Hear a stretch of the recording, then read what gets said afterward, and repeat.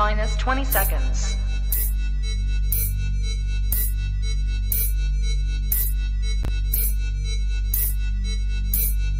10, 9, 8, 7, 6, 5, 4, 3, 2, 1.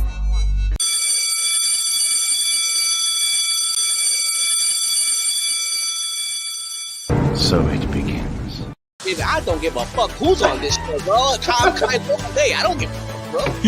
Kylo is all day, man. I like her. I don't want you smirking at shit because we didn't see anything to begin with, so shut your ass up. Yo, you constantly do that shit. At least we actually watched the fucking episode. I don't give a fuck. Eso fue lo que sentí. Todavía siento odio por Hayward. Espero que en el último episodio de la nada llegue alguien y lo apuñale. Eso no. Como que. ¿Cómo se dice? Puñeta. Bad taste en película. I admit it. Yo digo que I love watching bad movies on a Sunday. Oh, I love it. Está cabrón. That's a way to get rid hobbies.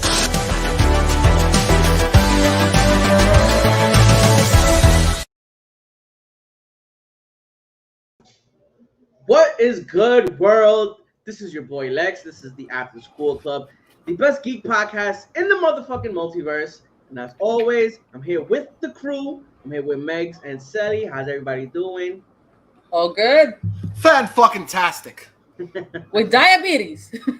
Damn, Sully! Damn, son! You gonna put my shit out there? Everybody know, yo. This shit was top secret. She was just like, these motherfuckers are dying. HIPAA violations for everybody. What the fuck? I just had to say something, dude. Like, hey, we're all happy with diabetes. I don't have diabetes, but I suspect that I might have it one day. She's like, we're all happy with diabetes. I don't got it. But these are two motherfuckers will have it. That's all we need, yo. Sally fucking Orengo and Deca to get it. We're gonna change the whole scheme of the fucking show, nigga. Yeah, man. Nah, I'm just roasting you guys. I miss you. I miss you during the week, so yes. I veces que todo el mundo está bien fucking ocupado. I don't talk to anybody, so yes. She was like, I miss you. You guys are dying. Gonna miss you a lot more later. You passed. Oh, shit. All right, so yeah. Today, before we get into Disney Plus, which was the biggest thing that came out in the week, did any of you guys do anything? Did you watch anything? What you guys been up to? I watched the new My Hero Academia movie. That was fun. I still think the second is the best by far. Like, has the best soundtrack, the best animation, best everything. Like, best script out of the three. So, I mean, the movie was fun. I cannot say that it was super bad, but at some point it felt like a filler. And the hype wasn't really there. Was still waiting to see them in their costumes, the promotion costumes, and they only wore it at the beginning.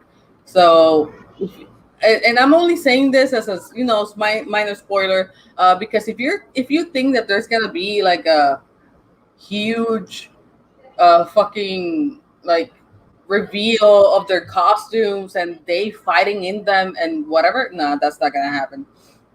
So I was kind of disappointed by that, and by some of the, like, it was more of the marketing that it sold you a movie that is not what it is. Like, it's not what you think, really. But I haven't watched the movie yet. I haven't seen it yet. The only thing that I've heard is that, like, Deku gets blamed for a murder or some shit, and at the same time they have to. So at the same time they're fighting like this guy who's like, fuck all the people with the quirks. That's all I really know. Like, I don't know too much about the movie. I feel like before even watching it, I feel like I didn't think it was gonna surpass the second one. The second one was just like, hey, like really fucking dope. Yo, what's good, son? The second movie, like, as animation goes, yo, that shit is like one of my favorite movies, like, all time animated. The second one was really fucking good. I mean, the ending of that movie, that last fucking fight, bro. In this movie, I'm so sorry, but in this movie, there's one thing that like almost makes it worth it, and minor spoiler, not spoiler, Deku steps up. Like he's gaining more and more. Minor spoiler. Deku steps up and he cries a bit. Yeah, también. No, oh, no, ya, definitivo. He's always fucking crying. Pero no, en esta película lo último como que se it redeems himself a little bit porque él tiene más control de 041. 140, sorry. Él tiene más control de 140 y él está controlando un poquito más el Black Web, which is fun. Pues tiene continuación. O sea, es que lo que encanta y lo que enamora de My Hero Academia es que hay tanto character development que, like it's amazing, de verdad. Esa parte es la que a mí me mata, es la que me encanta. Lo único que, pues, el marketing no le hace justicia a la película porque el marketing te vende una película y no es lo que tú estás viendo. Y en una parte es bien densa, es bien plain y es como, tú ves, se nota que es un filler en la película y no sé si es que esta película fue super rushed o la sacaron por sacarla, o la sacaron para hacer chavo, o para hacerle break a ellos para continuar el manga y para pues seguir animando partes del manga que todavía no han salido en la serie, whatever, pero en realidad la película está buena, pero no es la mejor de las tres. So let me get this straight. He gets framed for a murder? Yeah, like, okay. What type of a murder? Like somebody shuts up a liquor store or something? Like, what the hell?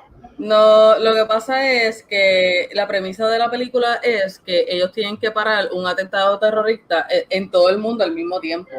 Y lo que pasa es que los estudiantes de UA se dividen entre grupos para su work studies. Entonces lo que pasa es que están tratando de investigar este grupo de terroristas que está tirando bombas, que lo que hace es que, como la droga que tiene Shigaraki, que era para enhance los quirks. I don't think he's there yet. No. No, this motherfucker. You have one job, dude. You have one job. Anyways, there's drugs involved. Shigaraki's a face palm guy, right? Yeah. Yeah, they have a drug. Sí, they have a drug that enhances the quirks. ¿Qué pasa? Que ellos tiran una bomba, o sea, no te voy a decir ni el nombre de la mafia ni quién está a cargo. That's on you. So, he throws bombs that they enhance, that they're just like this drug. They enhance the quirks, and they basically kill you in the insides, and you melt. You basically do like it enhances your quirk to such extent that you fucking die. Your quirk kills you. Okay. So, y básicamente quieren erradicar a todas las personas que tienen quirks, porque lo ven como si fuese un disease. So, yeah, eso es básicamente la premisa de la película. Todos ellos están divididos en distintos grupos alrededor del mundo. La película se centra en OTO, que es un European, made-up European country. So it's a fictional European country. Yeah, he gets framed for a murder. He looks like, you feel this is Spider-Man. I'm not fucking joking. You feel this is No Way Home. A preview of No Way Home. Porque inclusive él trata el web como el... like a spider web. Oh. Yeah, like a fucking spider web, yeah. Y lo vas a ver, and that's the thing that we said, como que, ¿Spider-Man? No, they gave this in the theaters, or it was like... No, theaters. Oh, theaters, okay. Yeah, it's only available in theaters. Lo pueden ver si lo tienen algún cine local o un cine de Fine Arts, o si no, en Caribbean Cinema. Yo tuve que ir a Caribbean Cinema, pero fue cool porque encontré que hay un timeout abierto. I fucking love arcades. So, I haven't fucking seen a timeout in fucking how long. I was just at one the other days. And Bayamo, next to I picked up my son or whatever for a couple of hours before I attended, some personal business on the island. Plaza Sol, I think it's a timeout next to on the floor where the Dave & Buster's is. Yeah. Near the movie theater. That shit's still there? Yeah, man. Still there, I mean, it doesn't have like the most top tier selection of games. But, Yeah. Especially when it's right next to fucking Dave and Buster's. yeah, that one's tiny. Yeah. That one's tiny. So Dave and Buster's doesn't even have like the most top tier selection of games. Let's be honest with you. It's a whole bunch of fucking cell phone games on a big screen. Like, Mira, yo tengo un arcade local en Aguadilla que tiene mejores juegos que Time Out y Dave and Buster's juntos, en verdad. Y es más pequeño. And they have like a very small selection of arcades. Y se llama Hangar 107. Y de verdad que tiene hasta mejores juegos que cualquier arcade aquí. it's a hard business to sustain. It's not. Didn't easy. they have like a retro arcade in San Juan? Remember, a couple years back. They had a barcade. Barcade, Beercade. A beercade, I guess you call it. Yeah. Se llamaba Beercade. I went there once. And I never went. I'm glad I never went though. Why? I have my reasons. Okay. Oh, I went. I went once. I'm not a beer. First of all, I'm not a big beer drinker. Like honestly, I'm not. I don't like the taste of beer. I'm a big, I'm not a big beer connoisseur. No, honestly, alcohol in general. All right, let's just be fucking clear here. I like wine that's mixed with truffle oils. And I refer to a lot as a pussy because I like sweet drinks. I don't like Well, you heavy down. RPA, IPAs, and all that shit. Okay. I like stuff that tastes good. Okay. Them sweet drinks ain't gonna come no more, nigga. You What is this? The fucking diabetes episode? Get over it. No, mira, hablando claro, as a person that loves beer and almost any type of cocktail, te digo de que no es que sepa, no es que la cerveza sea mala, porque it's not bad, sí es mala en ciertos aspectos, pero lo que quiero decir es que it's not for everybody. Y sí hay cerveza que saben super sweet, hay una que son super sour, una que sabe super buena, hay otras que saben super florales, parece que te estás tomando un racimo de una pendeja así. Pero lo que te quiero decir es que si tú tomas cócteles o sweet drinks, you're more prone to get drunk because you're not gonna be able to distinguish how much alcohol one drink has of how fruity it is. So you actually have you're more prone of getting drunk than a person that is just drinking beer. So back in the college days, en la cerveza tú tienes que tomar 3, 4, 5, 6 dependiendo del porcentaje de alcohol. Si tú te metes vodka con fucking yo no sé qué, haces una mezcla bien cabrona y te sabe a bubalú, I don't know. You're more prone to get drunk. Back in the college days when money was tight, you go to the bar, you go to Logan's, you go to all these other places just to get fucked up, and you buy the drinks, right? You buy the vodkas and all that shit, and when you're fucked up that you can't even taste drinks anymore, and you're kind of tight on cash, medallas. Just give me the fucking medallas at the bar or whatever. Like, you're basically drinking water. You're drinking something to have something in your hand because you're already at the point where you're not even tasting. Medalla, es que si hay algo que, mira, será de Puerto Rico y todo, y perdónenme, en verdad, no es que sea menos compatriota por esto, pero yo odio la medalla. Eso es meao. A mí no me, mira, yo paso a veces por la fábrica ahí en Mayagüez, mira, no. I don't like Presidente. Like if I'm gonna drink a beer, I'll have a Corona and that's it. People hate Coronas, but I'll have a Corona and I'm good. Presidente, I drank one time, and I bullshit you not, the can just smelled like piss. No, like straight up piss. I was like, did somebody take a piss in this can? I'm afraid to put my mouth to this thing. I'm like, nah, so I'm not drinking this. No, deja eso. Fuck that. So yeah, this is a new bartending podcast. But anyway, I went to the beercade once. Beercade once or whatever with my girlfriend at the time, and we had I had a drink, and the food was like, it was kind of horrible. The food sucked, and then I played at the arcades a little bit, but sometimes when you're your significant other, they're like want to do other things. So I played like 1 or 2 machines, and I got out of there. The place closed down, and I don't think they've ever put anything else in that spot since. Mm-hmm. Yeah. So, I know recently you said you saw Red Notice, right? Oh yeah, actually, yeah, yesterday. Notice. Yeah. All right. How was it? Talk about the Super Bowl commercial. Dude, it's like I feel like it was almost like a promo for The Rock, Ryan Reynolds, and Gal Gadot's generic acting. Like when they want to phone it in. Mm-hmm. Like if you need to typecast the character, this is what you got. The Rock's strong Samoan cracking jokes ass. Ryan Reynolds playing like literally Ryan Reynolds. There was nothing to his play. That's all he plays. Now. I mean, I'm trying to think like maybe Detective Pikachu was like the one. Even Pikachu was kind of a smart ass. Yeah. He played that kind of smart ass. I don't know, but there was a little bit more nuance to his character. Oh God, we're gonna get into the tropes here. He played a father. Maybe that's why I found it more. Yeah. Is it okay, all right, but is it entertaining? Because there's a lot of I'm movies gonna be that honest just with you. blah, blah, I'm gonna blah, be blah, honest blah. with you. I was watching it and I was forcing myself to get through it. I was forcing it. It has a minor twist at the end, but at that point, I'm just like, I was so uninvested. They made a casting choice, right? Which I don't know if it's good, if it's really good because the actor acts different, or it's really bad because he's known for something else and you just can't get. You know how the guy that played Stifler, Hmm. no matter what role you put him in, he still looked like Stifler to you. Yeah. Oh yeah, I Couldn't get it out. fucking. Yo hasta No, a un really, punto dado, I hated the actor because of that. Okay. I hated him like So with a passion. this actor isn't that famous, but he plays the villain in the movie, right? And the last time I saw him was in Silicon Valley, the comedy show on HBO about tech nerds. Yeah.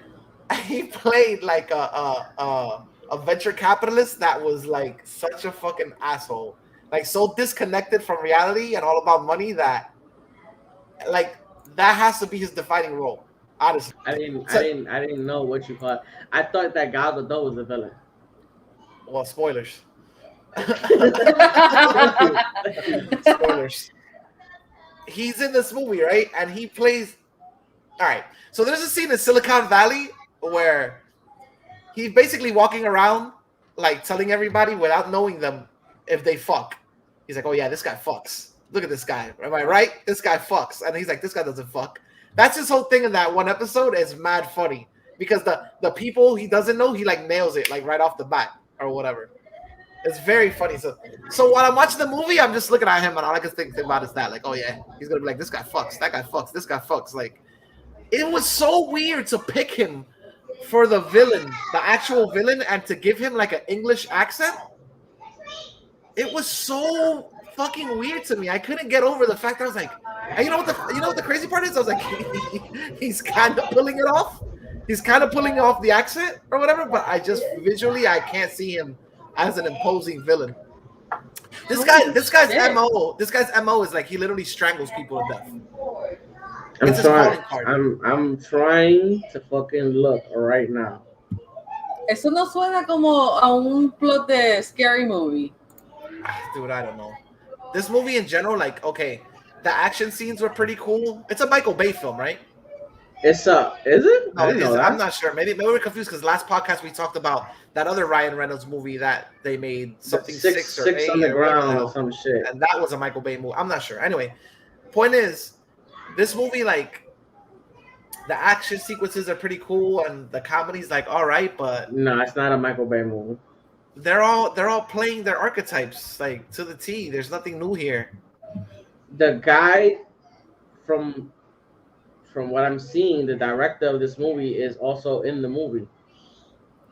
Oh, don't tell me it's the same dude I'm talking about. Let me see No. real quick. No me diga. Espérate. Rawson Marshall. He's in the movie. Who is he? He plays an exhausted film director. Oh, I don't okay, know then if that's that's not him. No. So the guy I'm talking about is called. His name is Chris Diamantopoulos. Get the fuck out of here. Yes. I know You who know that who is.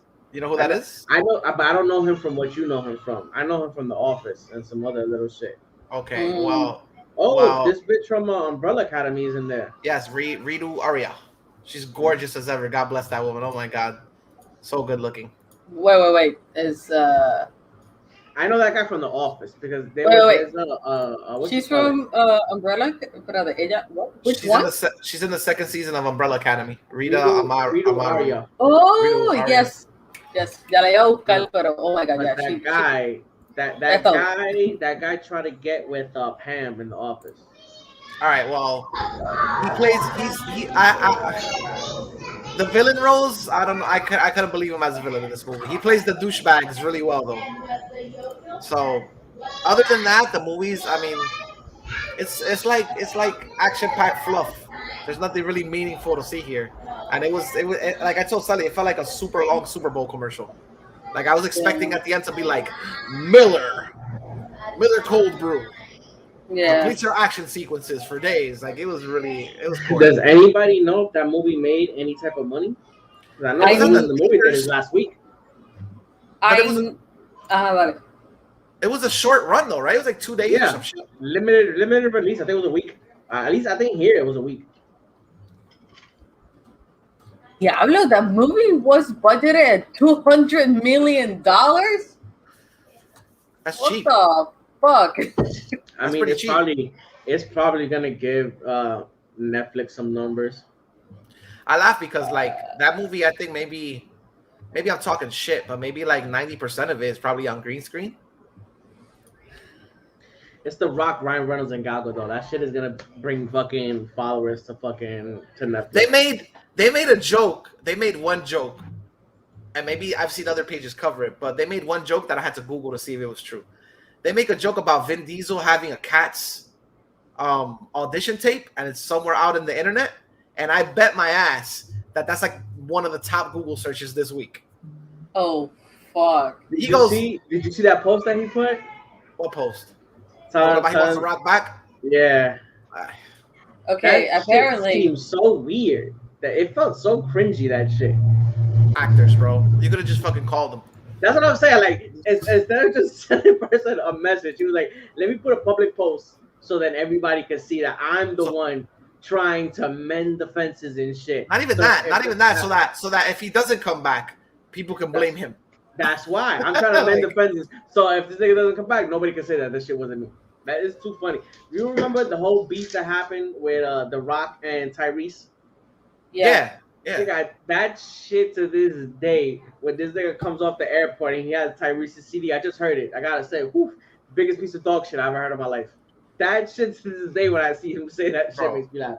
You gonna kill him? It's anybody at this date and age, if you're gonna get involved in a verbal quarrel with Dwayne The Rock Johnson, you know your ass ain't gonna win. Exactly. Homeboy got burned for days. Bro, that's the problem.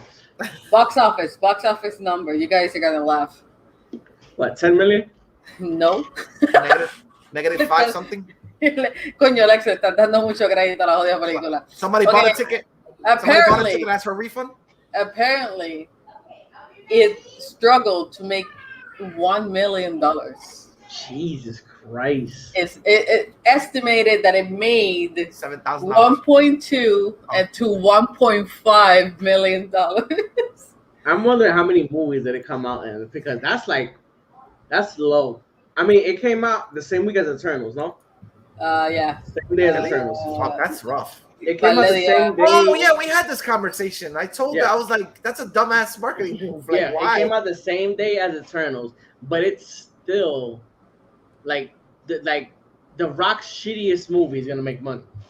If you add Ryan Reynolds, I'm guessing how many. I'm wondering how many movie theaters did it open it, because fuck, that's low. That's low as fuck. fucking low. All right, so at my bougie theater, they're showing it. AMC, hold on. Let me Right now, they're showing it. Yeah, right now they're showing it. They got 12:45, 4 o'clock, 7 o'clock, and 10 o'clock. Like anybody's gonna go watch that shit. Like if anybody's gonna go watch that shit at the fucking theater. Nah. Wow, yo. And then the AMC theaters. I'm doing this the wrong way. Time out. Stupid. Hold on. Oops.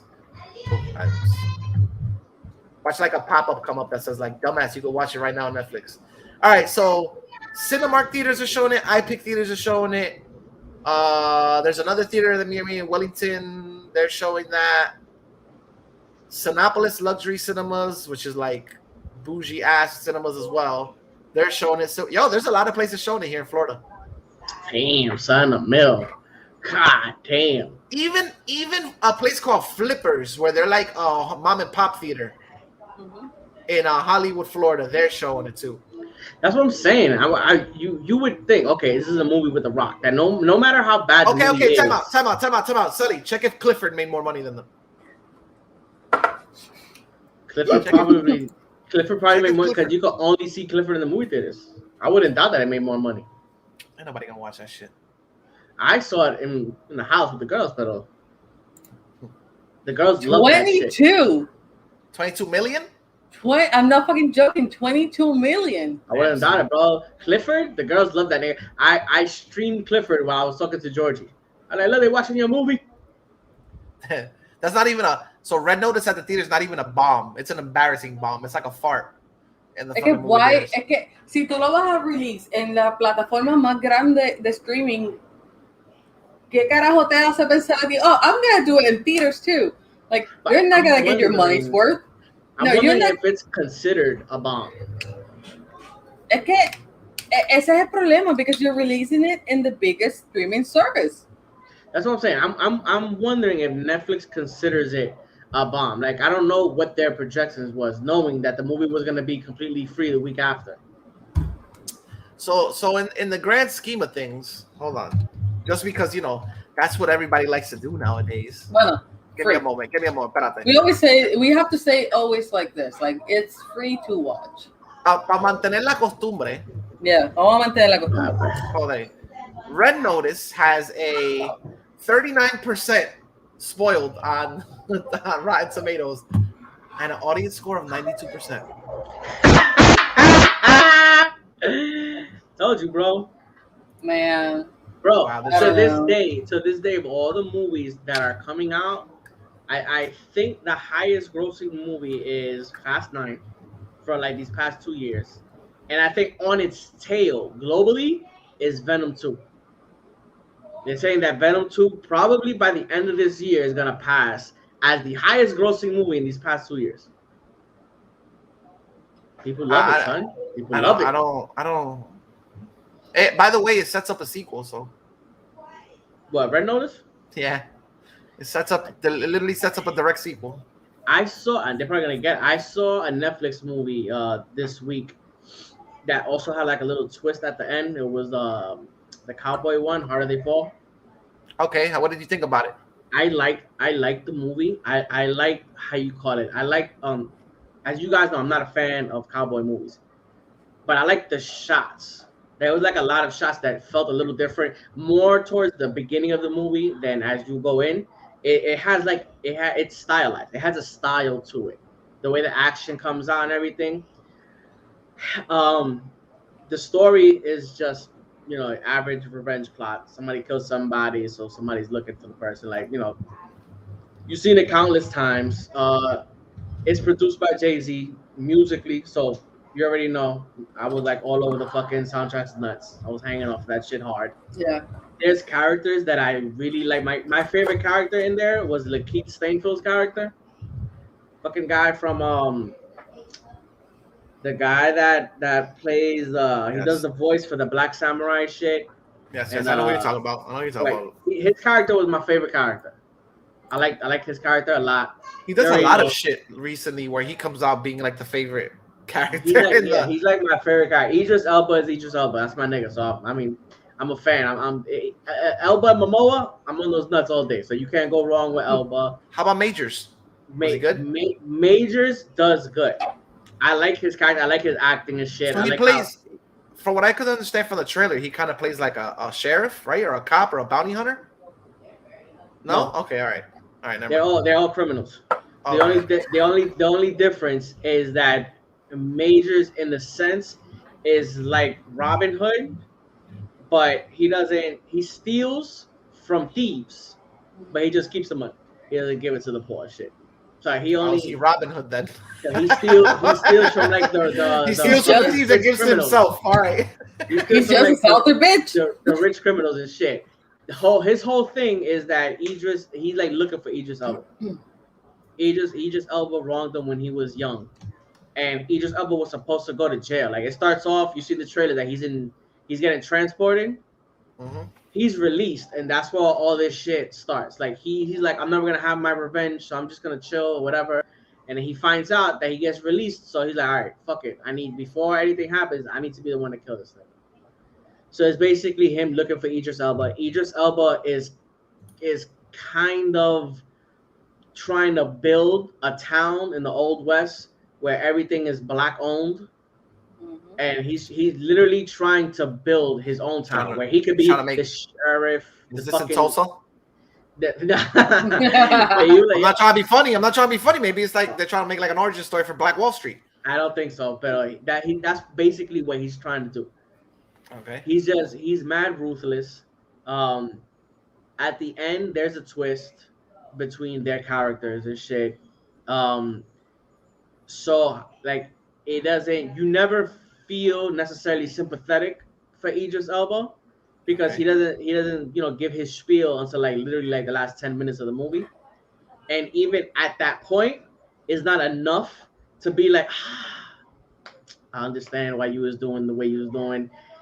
The racial tension is not prevalent in the movie so much because there's not a lot of white people in the movie, and when they are, they're not in a lot of scenes. So it's not like oh these white people are treating these black people like shit. You know it, but it's not prevalent. They don't really what you call it on that.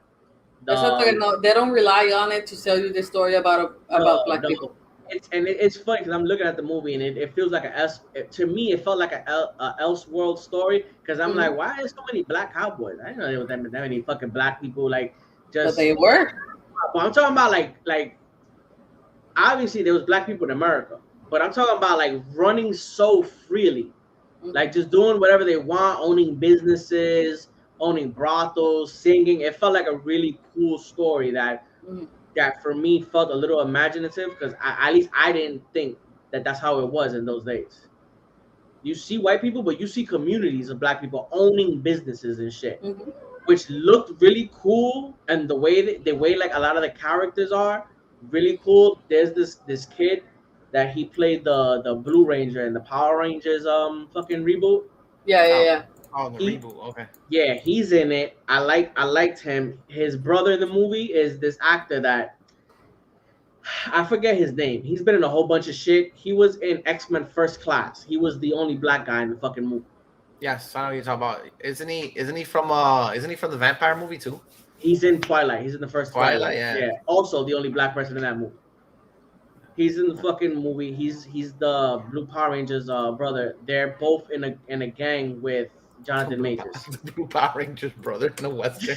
Okay. They're fucking cool. Delroy Lindo is a cool character. I like Delroy Lindo. Delroy Lindo. Delroy Lindo, bro. His character is cool in the movie. Lindo. Delroy Lindo, nigga. Delroy Lindo. Lindo, nigga. No, Delroy Lindo, nigga. His character, he's a sheriff. He's the only cop in the whole movie. Oh, okay. And his character is cool because his character gets a certain level of respect between the criminals. Because I'm guessing he's just be like shooting and killing motherfuckers left and right. So they look at him, they're like, "Oh, turn to the side." I'm so ignorant when it comes to time periods. Yeah. Like in my head, like slavery is a colonial thing, like George Washington. So were cowboys and colonial times around the same time period, or were cowboys like way before what's considered a colonial period, or were cowboys just literally one part of the earth while other parts were like colonial times? Or I when it comes to history, I'm a fucking idiot. Like, Okay. I think Esa misconception es bien grande. the mother of my child would be so pissed off right now because she's like a history buff.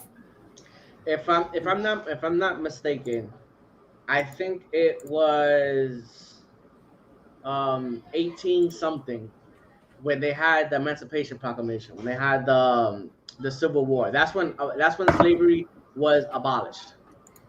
Okay. I think the cowboy times were, I think they were close to that and a little after in a different region.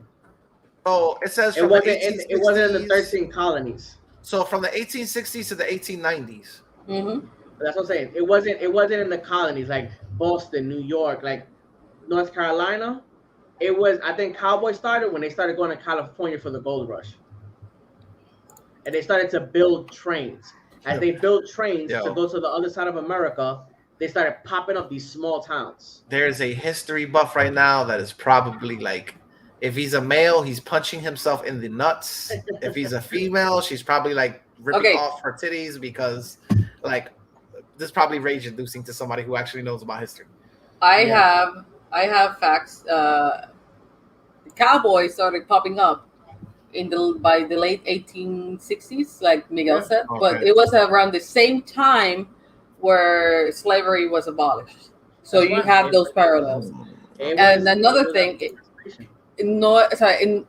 no es like it's not okay. Let me see how I put this. It's not common to know about these kind of things Because it's not taught in school that much.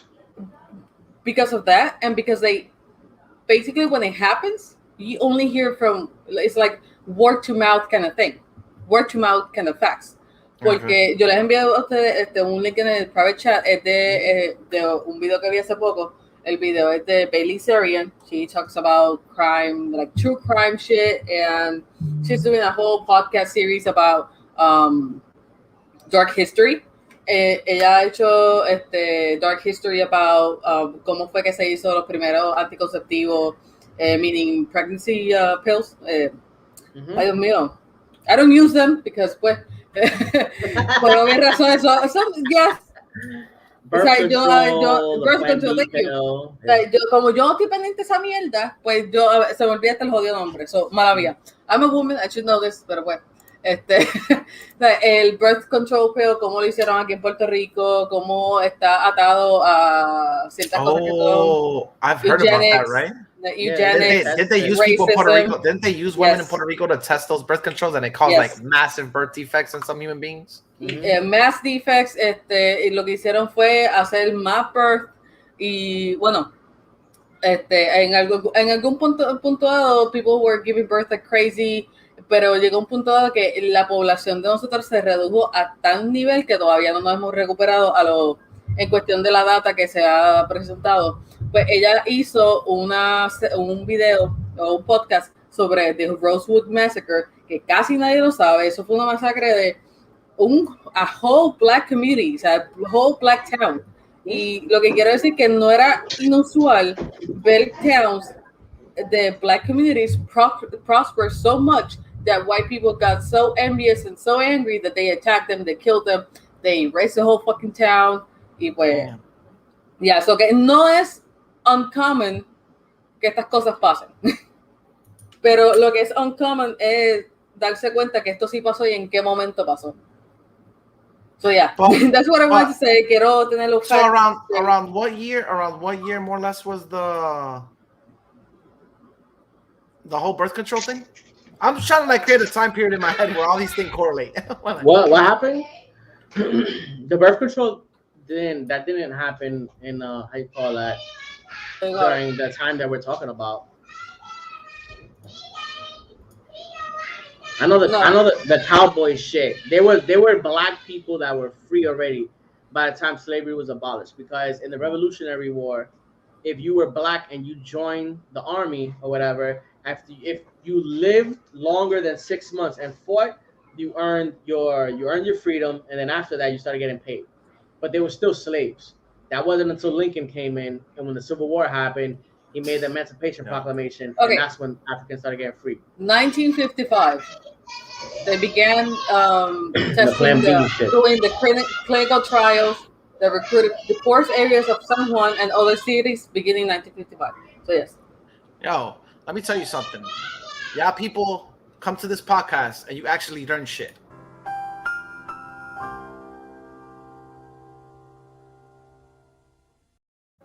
Okay? Is that what the fuck you were doing? So you can never say you come here and all you get bombarded with is fucking Disney bullshit, okay? Exacto. We bring the cold, hard facts, aunque a veces se nos olviden las cosas y cómo se llaman. You have no idea how hard it was to literally bait you guys and to like extend that conversation just so I could download that clip and then upload it when you guys are talking. Such an asshole. No, yo imaginaba que estaba haciendo algo. So. I was looking at him. I'm like, he's doing research, and I'm looking at him, look at the fucking screen and shit. But yeah, the movie is good. Is the movie, how you say it? It's entertaining. I would be down for like a spin-off from other certain characters, but a lot of these characters bite the dust by the end of the movie too. So, I like Regina King's character. Regina King is like, oh yeah. fucking ruthless, yo. Yeah. I like her fucking character. I like the little story that she tells. Fucking what's this chick's name? Zazie Beats and shit. Oh, And yeah. they, Zazie Beetz is in it too. I Yeah. totally forgot the cast. I gotta watch it. I've seen. I was really hyped for it, and then it just got lost in the shuffle with all the other shit. I think I chose the wrong movie. I saw Red Notice instead. Yeah, you It's- chose the wrong movie. it's a cool movie within that genre. It's a cool movie. It's easily a movie that could be told in any fucking time period. Are there like moments like there were in Django where like the urban music matches what's going on, like Baby Driver style? Like the gunshots are like matching the bass to the rap song, like. That happens at the beginning. Okay, all right, I figured. That happens. That's what I'm saying. For me, when I saw the movie, I felt like it stylistically there was times where it looked weird because at the beginning it looked like it had a real style to it, and as the movie went on forward, Mhm. it started just feeling like just a cowboy movie, like that Oh, okay, that okay. specific style. I don't know if it kept on and I just got used to it, or it felt a little less stylized and more just like, all right, this is a revenge movie in the fucking cowboy times. Who directed that? I don't know. I forgot the person's name. It's a person that I've never heard of the director before. Pues ahora hay que ponerle a uno que diga the less you know. That person, I believe that this person wrote this story and directed it, but I don't know who the person is. I know Orengo was saying that this person has like a stage name or like a fucking James Samuel? I don't know. I heard that the person that directed it supposedly has like a nickname that he goes under, and it's like a one-word type of fucking thing. It's an artistic name that doesn't come out in the credits of this movie.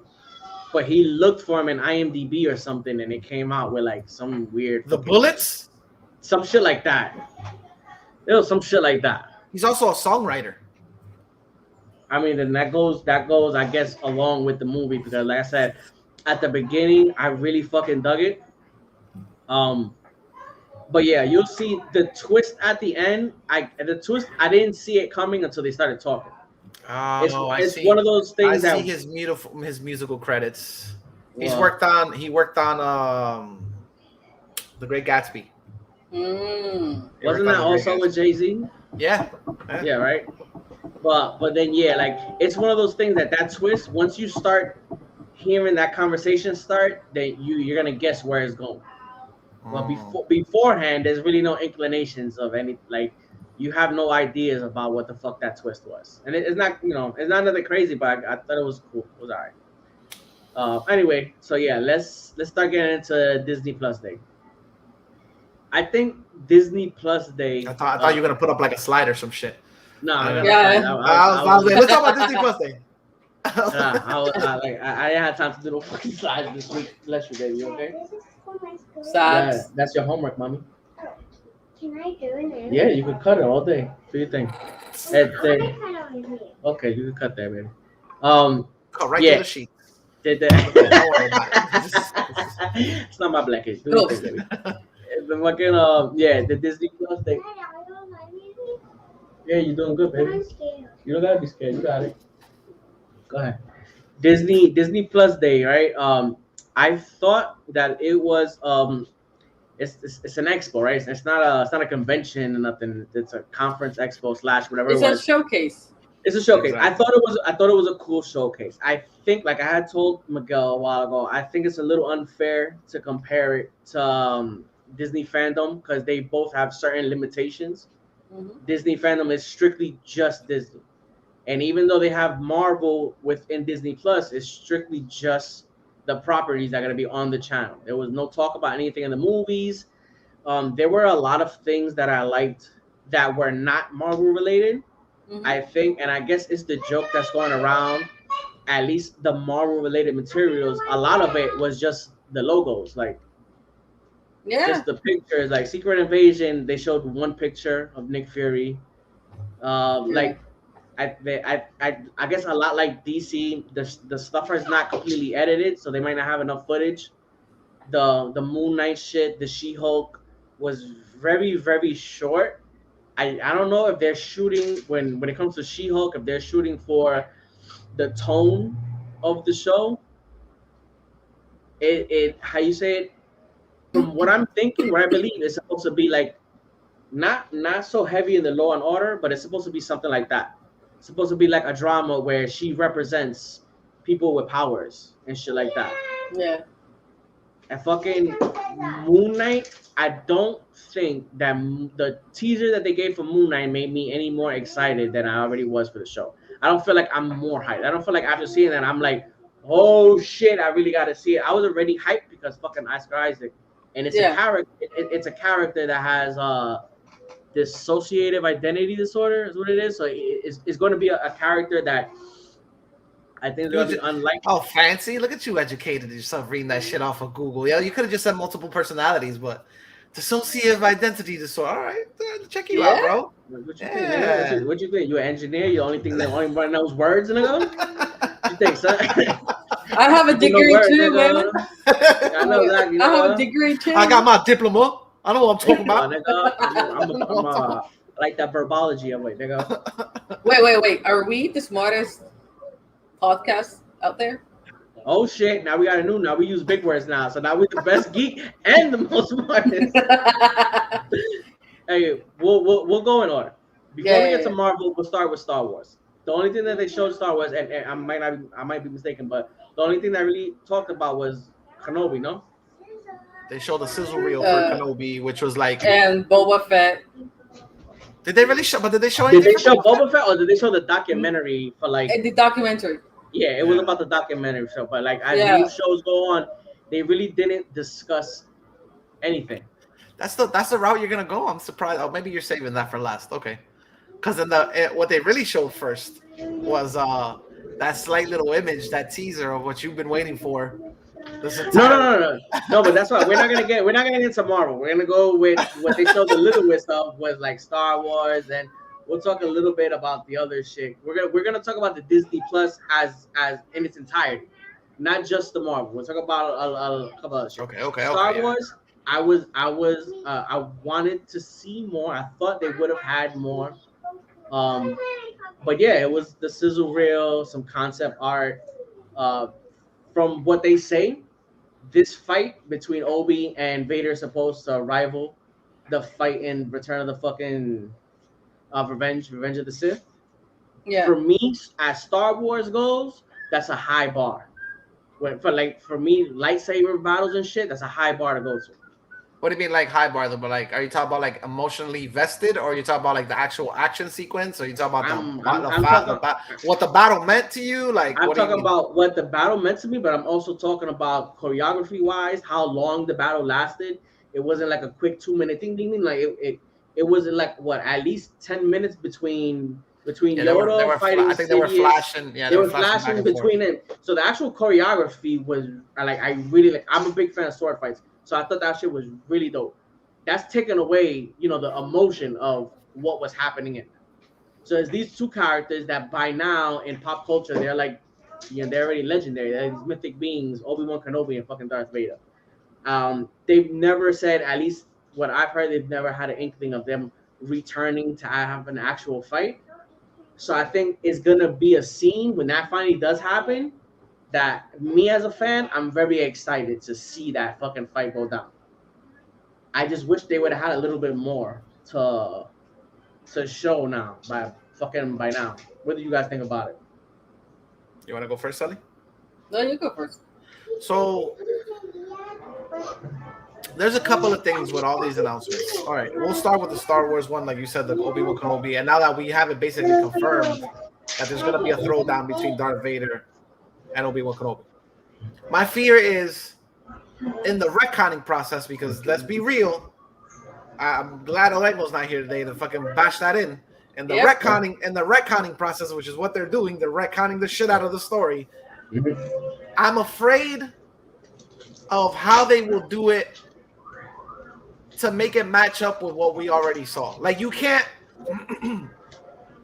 sit there. I mean, maybe in my head, like they'll in this fight, Darth Vader will like fucking badly maim Obi-Wan Kenobi, and maybe you could be like, that's why when you see him in episode 4, he doesn't really, okay, he was an old actor. It was an old, you know what I'm saying? In the time, choreography really wasn't a fucking thing for that movie. Well, maybe you could go the route of like he got so badly injured in that fight. That's why when you meet Ben Kenobi for the first time, he's not really flashy with his, like he is when he's using McGregor's fucking Obi-Wan Kenobi. You know what I mean? Like that's the one thing I hope they do. Other than that, to add story between those is gonna be like very difficult. The child side of me is like I'm fully on board. I'm fully on board for whatever the fuck they do because I want to spend more time with these characters. You know what I mean? I want to see, like, in my head, he was always watching, right? He was always close by. He was securing that nothing happened to this child. So does that mean he was waxing motherfuckers left and right that were getting close to him? Like the unseen threats that you never got to see in the movie or the series or whatever? Like, was he just handling people left and right? And Luke never even had a fucking clue that everything was going on in the background? You know what I mean? Like, I'd be curious if that's the route they go. I mean, I'm not fucking joking when I say you're taking every single thing out of my head. Yeah, like, I mean, that's the route they could go, right? Like, that would be the most logical route they could go. I don't expect to see anything like he met somebody he fell in love with, and you know what I'm saying? Ben Kenobi, I don't expect to see any of that shit. So, I mean, what else can they do? How long is the series? They haven't mentioned, right? Nope. Is it like 6 episodes, 9 episodes? I'm guessing it's gonna be under 10. Because you'll give us 12 episodes of the Bad Batch, but you won't give us 12 episodes of fucking Ben Kenobi. Yeah, the fucking budget on that show gotta be dramatically different. How many episodes was how many episodes? I can't remember off the top of my head. How many episodes was Mando? Mando. I think it was 9, wasn't it? I'm guessing 9. I'm not sure. But that budget gotta be dramatically different. It's an interesting. I mean, for us, I think it's gonna be just fun to reconnect with this character. 8. 8 in the second season and the first? Both. Okay. 8 seasons each. So, judging by that, they could go 8 or they could go Loki was 6, right? Yeah, I agree. It's also gonna be cool to see the actor that played Obi-Wan for us, like our generation's Obi-Wan. And not only gonna be an Obi-Wan series, it's also gonna bring back fucking Ewan McGregor. I'm wondering, to get Hayden Christensen in there, like there has to be multiple scenes without the mask. Because if you're gonna have him have the mask the whole time, then there's no real point to get fucking Hayden Christensen, because you're not really gonna be hearing his voice. You're gonna be fucking hearing. I wonder how Hayden Christensen is going into this. Is he like, because he knows all the piss of vitriol everybody spewed on him when he took that role? Is he like, fuck them, another paycheck? Or is he like, I'm gonna fucking redeem myself in front of these fucking all those people that talk shit years ago? Guess what? You're adults now, bitch. I'm gonna blow your socks off, like. Tú sabes que yo creo que es la segunda, porque ¿sabes? Las Jedi fucked up so bad, like it fucked up so bad que la gente lo está lavando a él ahora mismo. Yeah, they're like, you thought my shit was the worst when it came out, right? El hype train. He's just gonna take the fucking hype train. Be interesting. No veré. Pero en mi opinión, ¿sabes? Tú me sacaste todo lo que yo iba a decir, en verdad, Miguel. Porque es lo más lógico. Lo único que I'm super disappointed es que no vimos, igual que en cierta película, en cierto end credit scene, yo creo que ya han pasado, ya pasaron 2 semanas. Ya lo puedo decir. Wow. Blade. Fucking Blade. Pues es lo mismo de Blade. ¿Sabes? Yo no sé, parece que esto es algo a nivel corporativo, en todo lo que tenga que ver con Disney, en todos sus IPs y qué sé yo, de no enseñar absolutamente a nadie. They showed him though. They showed him train Hayden Christensen. That's what we're talking about. Pero yo digo que no enseñaron como que ninguna foto, nadie en costume, nothing behind the scenes. So they showed Hayden Christensen training. That's not old footage. That's new. They showed him training with a lightsaber, and then they showed like a shot. It was concept art, but it looked like a shot with Vader on his little chair and I guess, whatever takes off his fucking armor. Pero es lo mismo que dijimos en Blade. Yo hubiese, en algo tan importante como Star Wars, en algo, diríamos que es un poquito hasta más fácil ponle un costume ahí, ponle 3 sábanas y dile que es Obi-Wan ya. Y ahí yo tengo que concordar con Orengo, o sea, ahí ya estoy sacando mi Orengo interior. Pero yo creo que fue eso, como que tanto hype de, no, van a sacar, rumores, van a sacar el jodido trailer, van a sacar esto, van a sacar lo otro, y es como que, damn, maldita sea, like, we got almost nothing. I think they caught on to us, is what it is. I think now they know, like, hey, what's up, Joannoki? What's up, Joannoki? I think now they've caught on to the thing of, like, we don't have to give them a fucking trailer. These motherfuckers are going to be up our asses, leaking shit left and right. We don't have to give them a trailer. It builds its own hype. Like, DC, I'm going to say it because I know you're not going to say it, Nick. And I know you're not going to compare the two. But I do feel like people that were talking shit about the DC fandom are kissing this one's ass. I agree with DC fandom was like truly like, we're not ready to show you anything, so fucking wait. And Disney was just like, we're not ready to show you anything, so fucking wait. Like, no, smile. I didn't say what you said were wrong. I said I looked at it differently. But nigga, no matter what DC and fucking Marvel does, there's always nigga. They fucking take out a movie of Eternals that is a group movie, and what's the first thing people see? Are they trying to do Justice League? The very fucking first thing people say is that no matter what you do, the fanboys for Marvel is always gonna talk shit about anything that the DC does. It's the same thing. It's so hard when they're up. Viceversa. Yeah.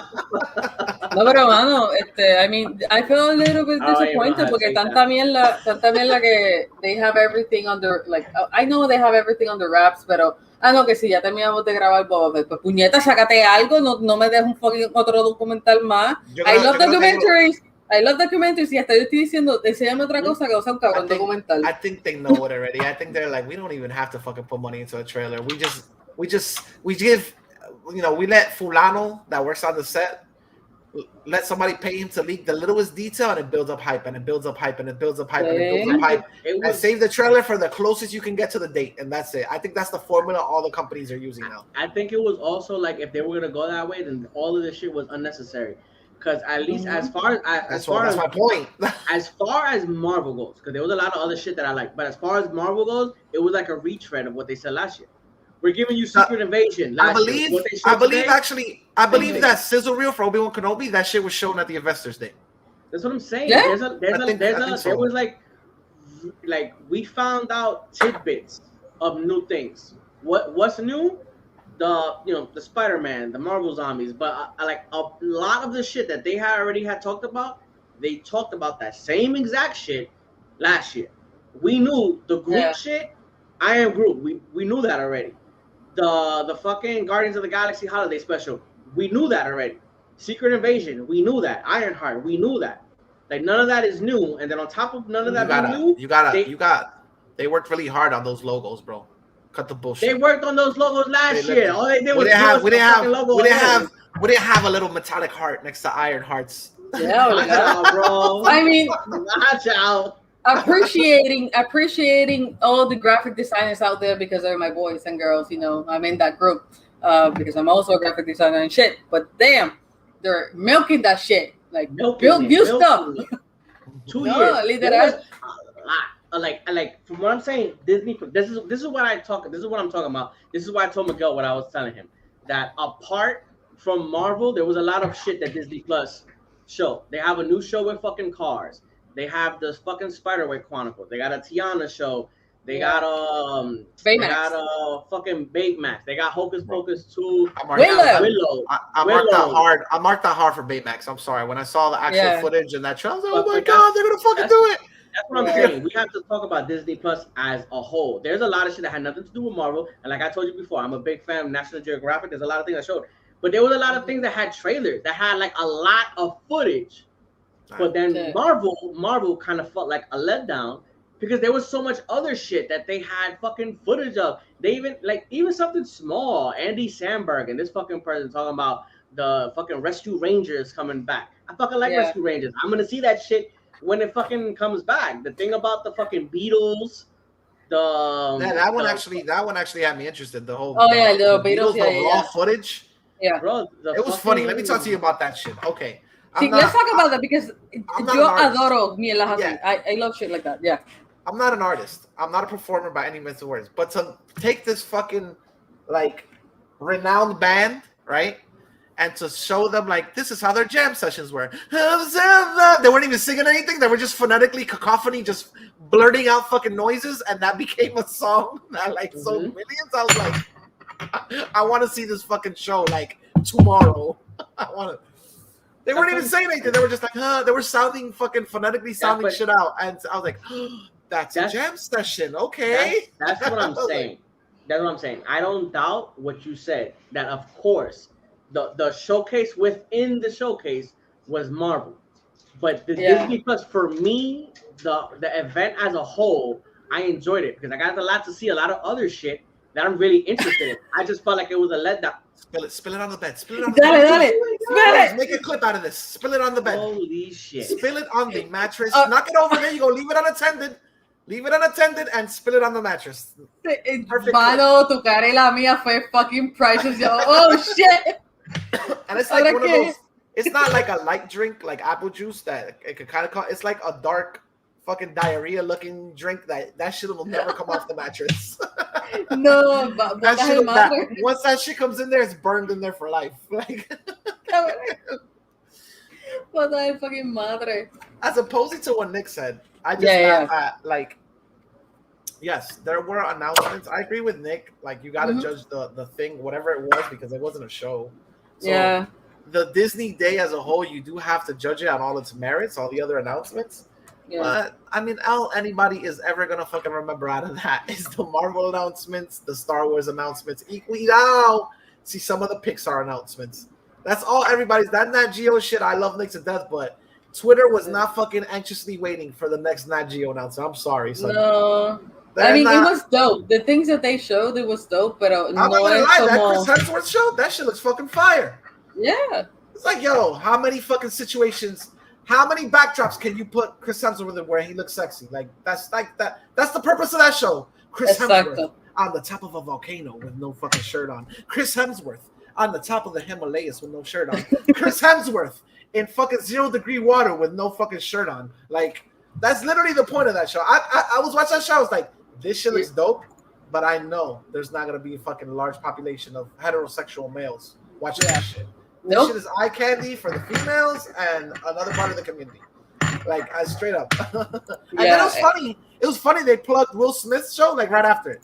I say it's the exact same shit, but with Will Smith. I was like, what the fuck? Mira, me hiciste hasta buscar la mierda esa de Chris Hemsworth. Yeah, se veía, no, hablando claro, se veía súper interesante o whatever.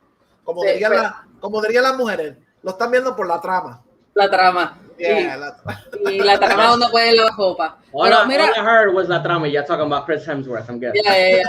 No, obligado. Yo pienso que yo creo que el highlight más cabrón para mí es lo de los Beatles, porque as I've said before, I love documentaries, pero ese tipo de documental es algo que yo siempre he querido ver en toda mi vida.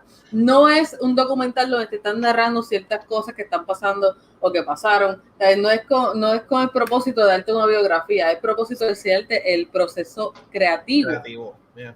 Y eso es algo que a mí me encanta, porque tú no piensas, yo quisiera ver la vida de esta persona en 2 horas. No, yo quiero ver el proceso creativo de principio a fin, que ellos pasaron, que hay negociaciones, porque ahí también te van a enseñar, mira, pues tenemos que hacer tantas canciones, tenemos que hacerlas para tal día, tenemos un deadline, tenemos que hacer shows, tenemos que hacer esto, hacer lo otro, que si se meten droga, no se meten droga, maybe eso lo enseñan, maybe not, maybe eso está en fotos, maybe it's not. Like 5 different fucking personalities all come together to make music. Exacto.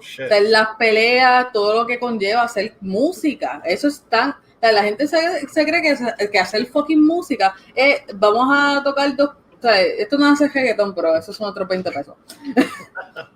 O sea, pero la música, ni siquiera a veces el reggaetón es fácil para hacer. Sí, hay un tumpa por ahí, pero para mezclar, para saber que suena bien, que no suena bien. Sí, tú puedes tirarle autotune a cualquier cabrón que se meta al micrófono, pero no todos pueden entonar bien, no todos saben rimar bien, no todos saben el tiempo que tienen que rimar. So, es como que, por eso la gente, por favor, escuchen a Calle 13. Está loco para el carajo, pero él sabe de música, coño. It's even how you say, even when it comes to reggaeton, I'm not the biggest fan of reggaeton, but it's not easy to make a track that goes multi-platinum. Like, If it was that Exacto. easy, there's a reggaeton singer on every fucking block. Everybody here wants to be a fucking singer or rapper. If it was that easy, everybody would do it. So even when it's music Claro. that we don't appreciate, there has to be a process. There has to be a strategy for them to make music that gets so fucking pegado. Sí, hay que venderse, ¿sabes? Y maybe en ese momento los Beatles they were already sold, o como pueden decir, they were already popular or sold out, como lo quieran poner, y es lo mismo, ¿sabes? Es ver cómo ellos dejan todo en un estudio, ver cómo se forma, maybe they're gonna edit it de una manera que tú dices, pero esto no es lo que yo, ¿sabes? Maybe me están mintiendo en un punto dado, porque hay algunos documentales que los manipulan, y es cierto. And it's Disney, so Exacto, y esto es Disney, no te van a enseñar la tecatería que había en ese momento, maybe van a enseñar... You're not gonna get Lennon fighting against fucking what's his face talking about you can't bring that bitch into the studio.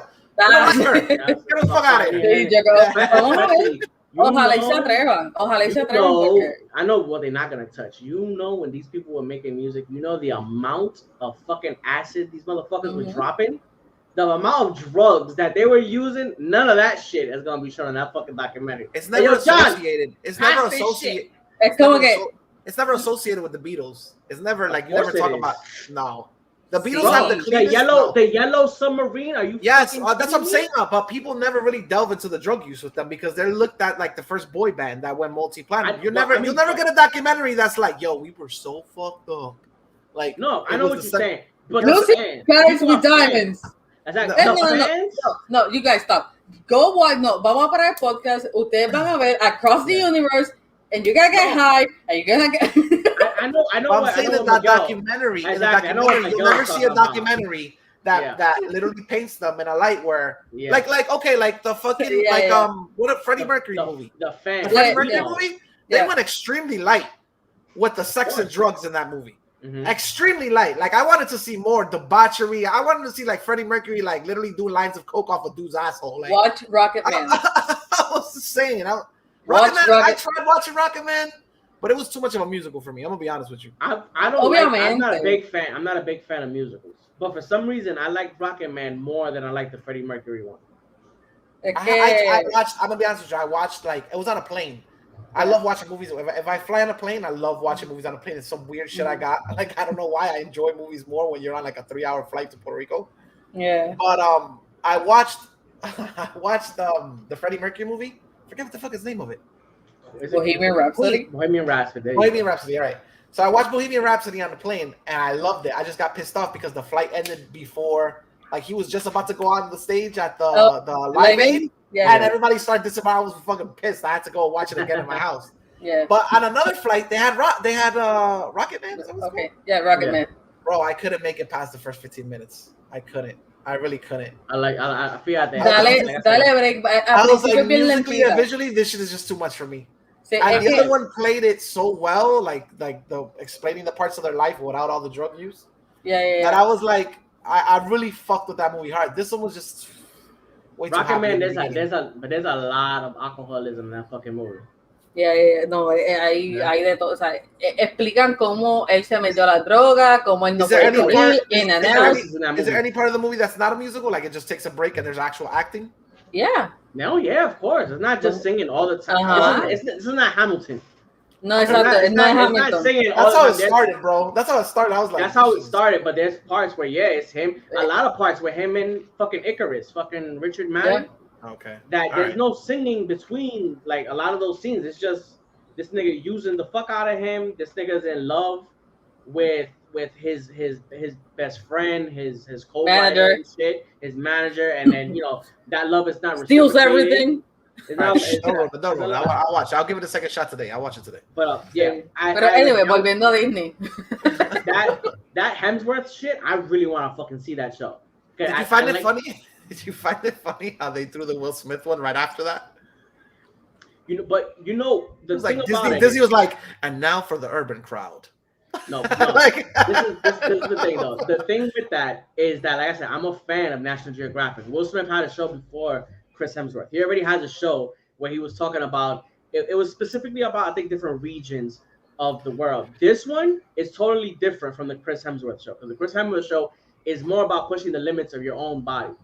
There's people in this show with Will Smith that have other shows on National Geographic. It's about pushing a shirt off his body. That's what that shit was about. All about. They didn't push no But limits. there's Let me tell you. I understand the concept of the show, but let me tell you what I don't. Okay, how can I put it? I fucking love Chris Hemsworth, bro, but if you and me were in his shape and tried half of the shit he did, we wouldn't have an EMT standing by or fucking to save our asses. Like, you know what I'm saying? Like I understand what they're trying to portray on this show, but at the end of the day, if something happens to Chris Hemsworth, A, his ass is insured out the ass, and B, there's 1,001 people standing by protecting his ass. I mean, that's why that part obviamente. Hasta cierto punto, porque you have to know when it's enough. Exactly. No importa lo que tú estés haciendo o quién tú seas. You could be in a multi-million-dollar fucking project and you still have stuntmen that die. So there's still a level of they look at fucking Zac Efron. Zac Efron had a show for Netflix and he still almost fucking died. I didn't see it. What was that name of that? Is that what was the name of that show again? I don't fucking remember the name of the show. It was something about the world. I know he came to Puerto Rico one of the episodes. I think that was the only episode that no sé, carajo, aquí vino a relajarse porque aquí todo he came over here to find out about what people were doing after Maria, like the solar energy that they were using. Muy tarde. It was shit like that.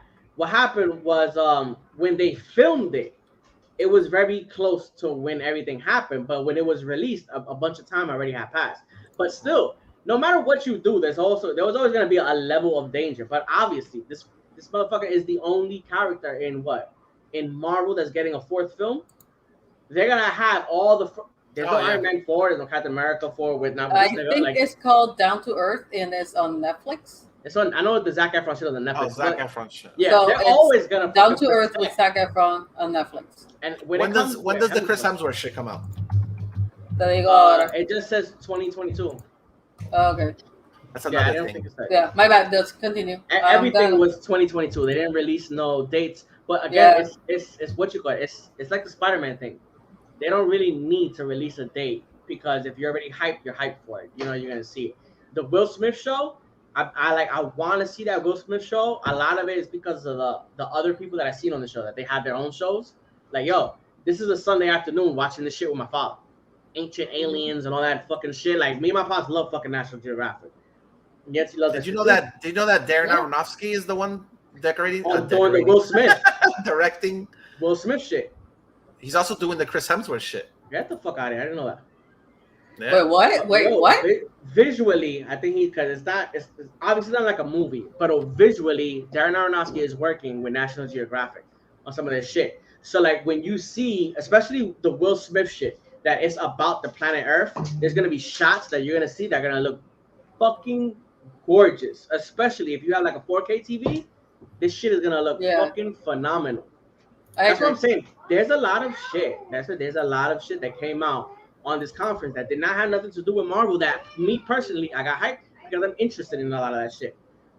They didn't show anything about Pinocchio, but they let us know about the cast. I'm a fucking fan of Luke Evans and fucking Tom Hanks.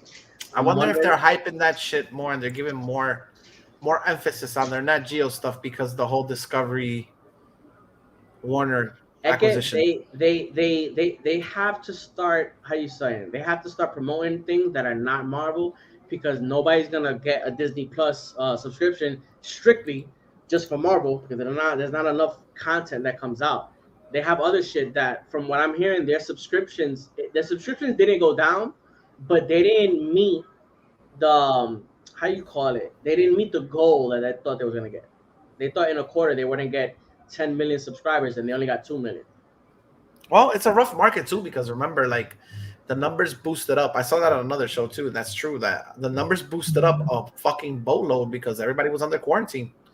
Everybody was keeping their asses in their house and subscribing left and right to shit that they could get, like, instant gratification in their house. And now people got la fucking picor en la pena, son, to get the hell out their fucking houses and be out there. It's not even.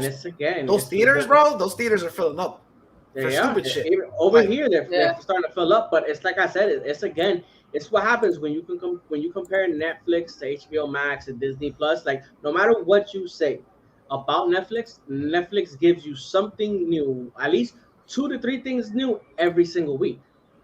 When I'm looking to see what comes out on HBO Max, so I could do the posts, they bring in a lot of shit every month that's old content. It's not necessarily, a new movie every single week. Let me talk about that for a Wait, second. wait. An observation. Porque Netflix haya dicho, I'm gonna release every movie or a show every single week of this year, does not mean that shit is quality. That is no, the of thing course that I'm. No, obviamente, pero es como que se cae de la mata y mucha gente como que se les olvida eso y como que no le están prestando atención a ese detalle tan cabrón, tan importante, ¿sabes? Aunque sea old content, some of that old content to me has more quality than anything that Netflix releases toda la semana, porque they only have like one big release in the whole year. They only have like 1 or 2 big releases. Lo demás es just fillers. Cosa que maybe. So people like us, it works against them because they bombard you with so much shit and you forget about half the shit they put out there. Yeah. You know what I'm saying? I think that's the point for them. It's not to, okay, I'm gonna release this and you're gonna want to see this again in 6 months. It's you're gonna want to see something come Friday. And if you compare me to HBO Max to Disney Plus, I'm gonna give you something that you haven't seen. Whether it be a show like fucking Squid Game, or it be a movie like the fucking Heart of Day 4, Urban Cowboy, Mitchell's versus the Machines, they're gonna give you something that is gonna be either a movie, either a cook show, a fucking Korean drama. Like the variety that these motherfuckers have on Netflix is on an epic scale, especially compared to other people. They're gonna give you shit that's gonna be both international and shit from America that might not have nothing to do with a movie or any movie star. They have a bunch of reality TV shows that people will binge watch. There's a show called Nailed It that my fucking wife loves it. It's just regular people baking cakes. Like no, it's not regular people baking cakes. It's people fucking up what's supposed to be. Yeah, that's what's supposed to be baking. It's fun. It's fun to watch. Once you finish it, you're probably gonna forget about it. But then the week after, you're gonna have something else. Like they're constantly, even if it's shitty content, they're constantly giving you something. When you compare to Disney Plus, that they're not always giving you, movies. And even when they do, even within the app, sometimes you gotta pay $30 for that movie. Not anymore. HBO, I'll be honest with you. I got 2 observations. Netflix has so much shit, a lot of shit gets lost in the fray, and it's really hard. Yeah. Like the other days, they have, to me, like a reputation of, I don't know if I want to watch this or give this the time because you have such a bad track record of just bombarding me with bullshit. Like they had the other days I was scrolling through and they looked like a wholesome show about a family in una taqueria. Like a Mexican family and a taqueria. Gentified. Gentrified. Gentified. You didn't even get the fucking title right. It's gentified. They said gentrified. Like gente. Yeah, it's a show about gentrification. But I was watching. I was watching it. I was watching like the promo, and I was like, first of all, I've seen that old guy in Narcos. I was like, so I know what the actor's like, and I was like, this show actually looks decent. But I have like the thing of, I don't know if I even want to start this shit because I don't know if I want to waste my fucking time. Netflix, you throw so much bullshit at me that you've literally wasted my time before. Like I don't know. I'm afraid to hit play and even watch the first episode because I might lose 40 minutes of my life on this shit. Exacto. Ese es mi problema con Netflix porque yo digo, voy a perder el tiempo viendo una mierda. Exacto. No es que la vea. O sea, they can get me to click it, pero yo me voy a sentir, I'm wasting my time watching this. Why did you even put this? So, and then you have HBO Max. Let me get to HBO Max. Go ahead. HBO Max, on the other hand, they slip in content without telling you a motherfucking thing. I have a serious problem with that. That's a big problem. I was like, problem. my cousin sent me messages the other days. All right, these shows might not like. How can I say it? Nigga. Literally, it's because of you that I fucking binge watched Martin the other fucking day. Because if you don't tell me, I don't fucking know that. I was like, but you know how I found out? Because my cousin told me there was another show on there, which was like the LL Cool J show. Remember that? Yeah, I remember. All right, so she sent me. She was like, "Yo, he's like an uncle or some shit." Yeah, this show's on there. I'm like, "What are you talking about?" She's like, "Yeah, they slipped." And when I started, I was like, what the fuck, HBO? Like, no heads up, no nothing. You just bombarded all this like UPN content on here, and nobody knew a goddamn thing. The Martin show was on there. The LL Cool J show was on there. That's the the fucking problem. bro. There was like Ellos a tienen un boatload problema of con shit eso, pero that tan people y like, tan and grande. they don't say nothing. That's the problem. They don't promote their own no. app. Y hay shows que ellos han promocionado that they're gonna be there, and they're not. Ellos habían anunciado anteriormente que Two Broke Girls it was gonna be on HBO Max in October, y ya estamos a casi a mitad de noviembre, y todavía Two Broke Girls is not there. But that's what I'm saying. When it comes to these streaming apps, Netflix is king, and it's for a reason. And if you compare it to how many people subscribe to unsubscribe to Netflix, it's for a reason.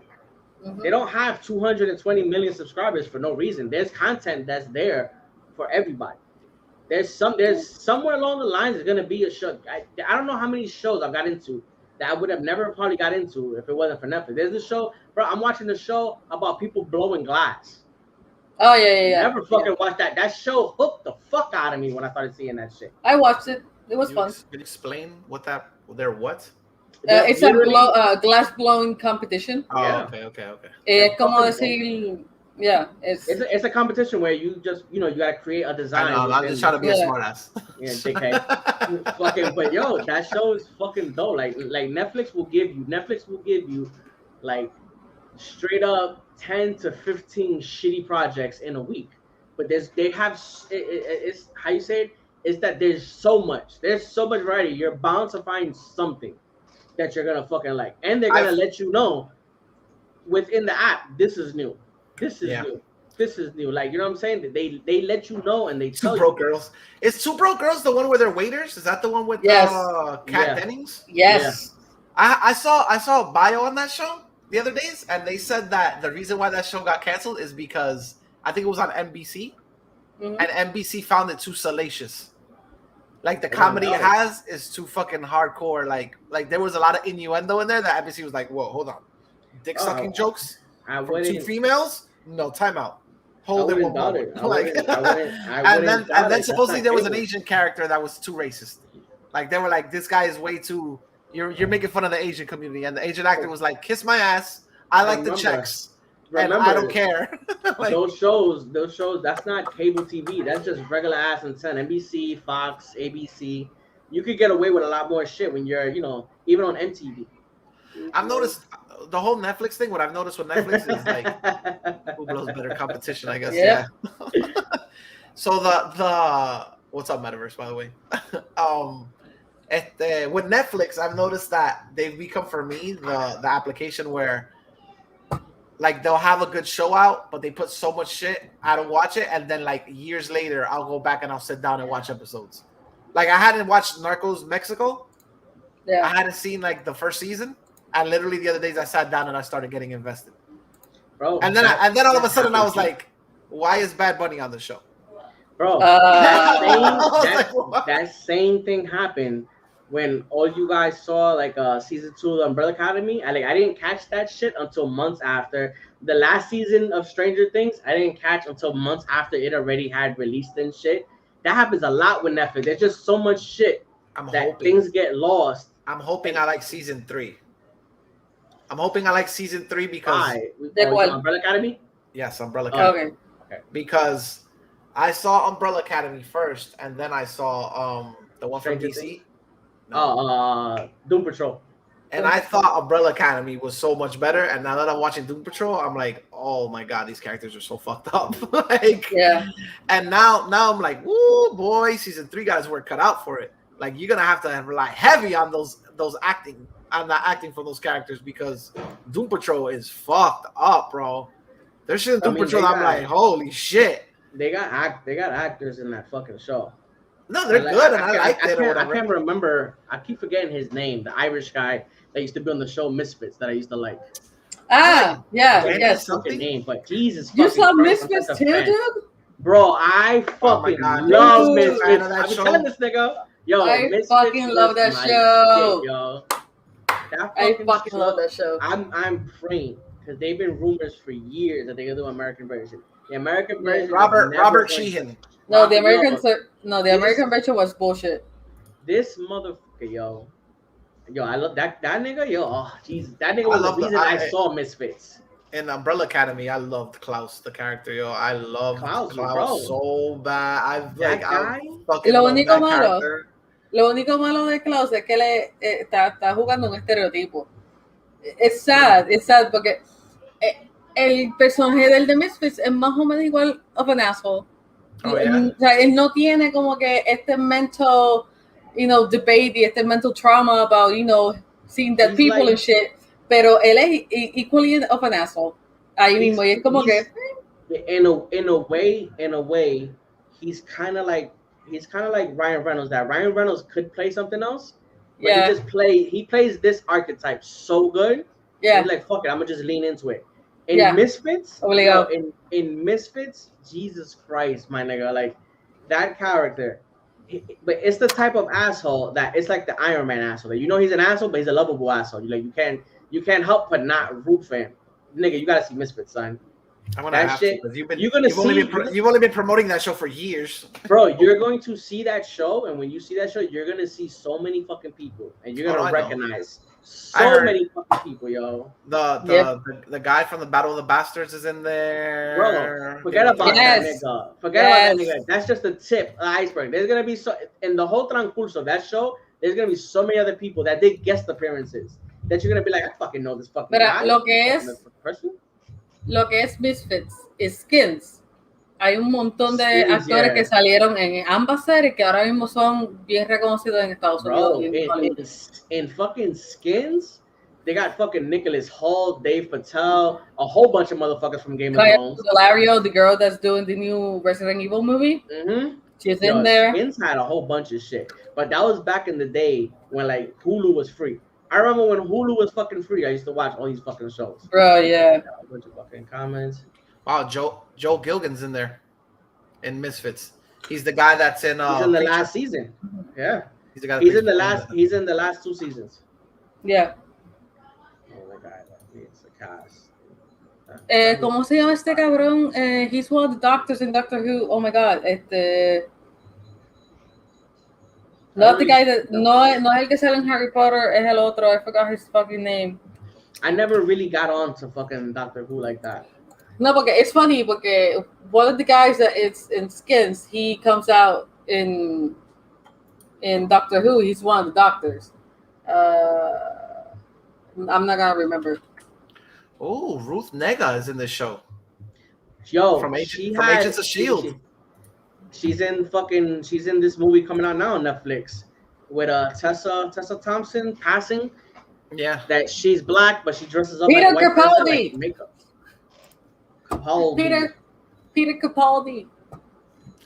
That's yeah, the that, one. yo, that shit. Él had a lot sale of en fucking Skins. people, bro. Él sale en Skins. Y él es un cabrón.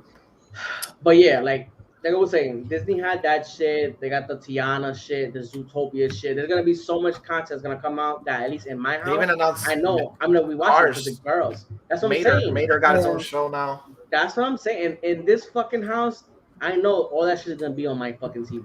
The Yeah. fucking thing with Ice Age, that shit is gonna be on my fucking TV. Yeah. So they have a whole bunch of content. But let's. It would have been let's nice get if they would have into gave it. us some fucking dates. That's all. I know, right? All that shit, and we don't have an idea when none of that shit comes. That shit could come out like 3 years from now.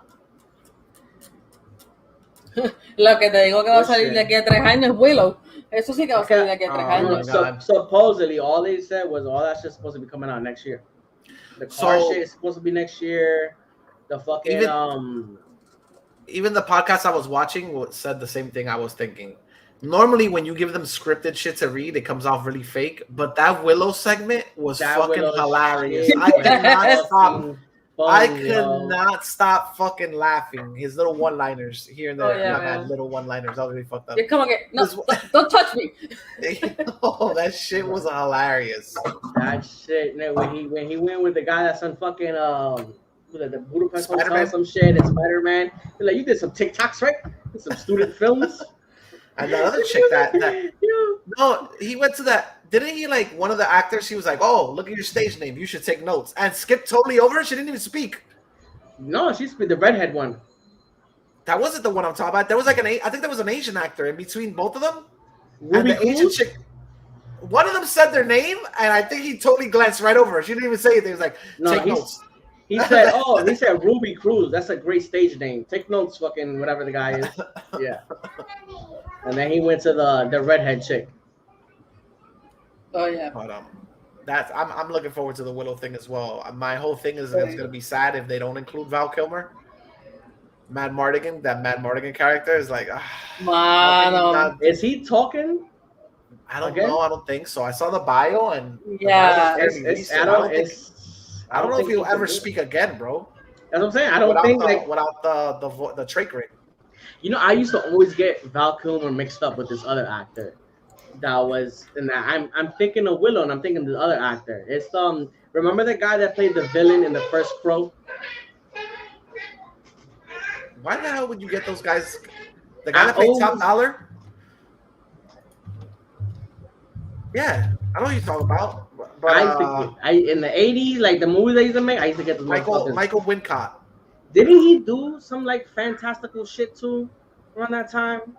Fantastical shit. What do you like the fucking like Willow is a fantasy film. I'm talking about like a fantasy film. Michael Wincott. Let's see what he was doing. I always thought that was that motherfucker that was in Willow. He's Canadian, just in case you know what that's a boot. Let's see. Shut up, you hoser. Yeah, Michael Wincott. Around that time? Okay, around The Crow. Bro, I don't know where you're getting at. No, I'm talking about around Willow. That's what I'm saying. I'm looking for something on Val Kilmer, so give me a second. Not really, bro. All right, whatever. Not really. So yeah, so as far as the Disney shit goes, like I said, they did Guardians of the Galaxy, which we knew. They announced season 2 of What If. They had previously said that they had like already done enough episodes for like 3 seasons of What If. So I necessarily wasn't super surprised about that. I don't know if this season 2 is going to be different, like a whole batch of different characters in different worlds. That's what I'm hoping for. Marvel Zombies, I don't know if that's going to be the continuation of the episode that we saw. Which, like I said, I wasn't, how you call it? Never Ending Story, maybe. The fucking, was it Never Ending Story? Who the hell did he play in Never Ending Story? I swear, I feel like I've seen that motherfucker in a movie that was fantasy with the long black hair. I swear, Are you confusing him with Tom Cruise in fucking no, Legendary? Legendary? No. Anyway, yeah, that Marvel zombie shit. I thought that episode was cool in the sense that it felt like it was different than the other episodes. Story-wise, I'm interested in the zombie world of Marvel, so I think it would be dope. The Echo shit, again, they said that last year, so we knew. For me, I'm gonna save my favorite for the end, but the Spider-Man that you already know. Spider-Man. I wonder what it is. Spider-Man. Does it have a 94 in it or a 93? Some shit like that? You already know, bro. You already know. The fucking freshman year of Spider-Man, how you call it? It has me curious.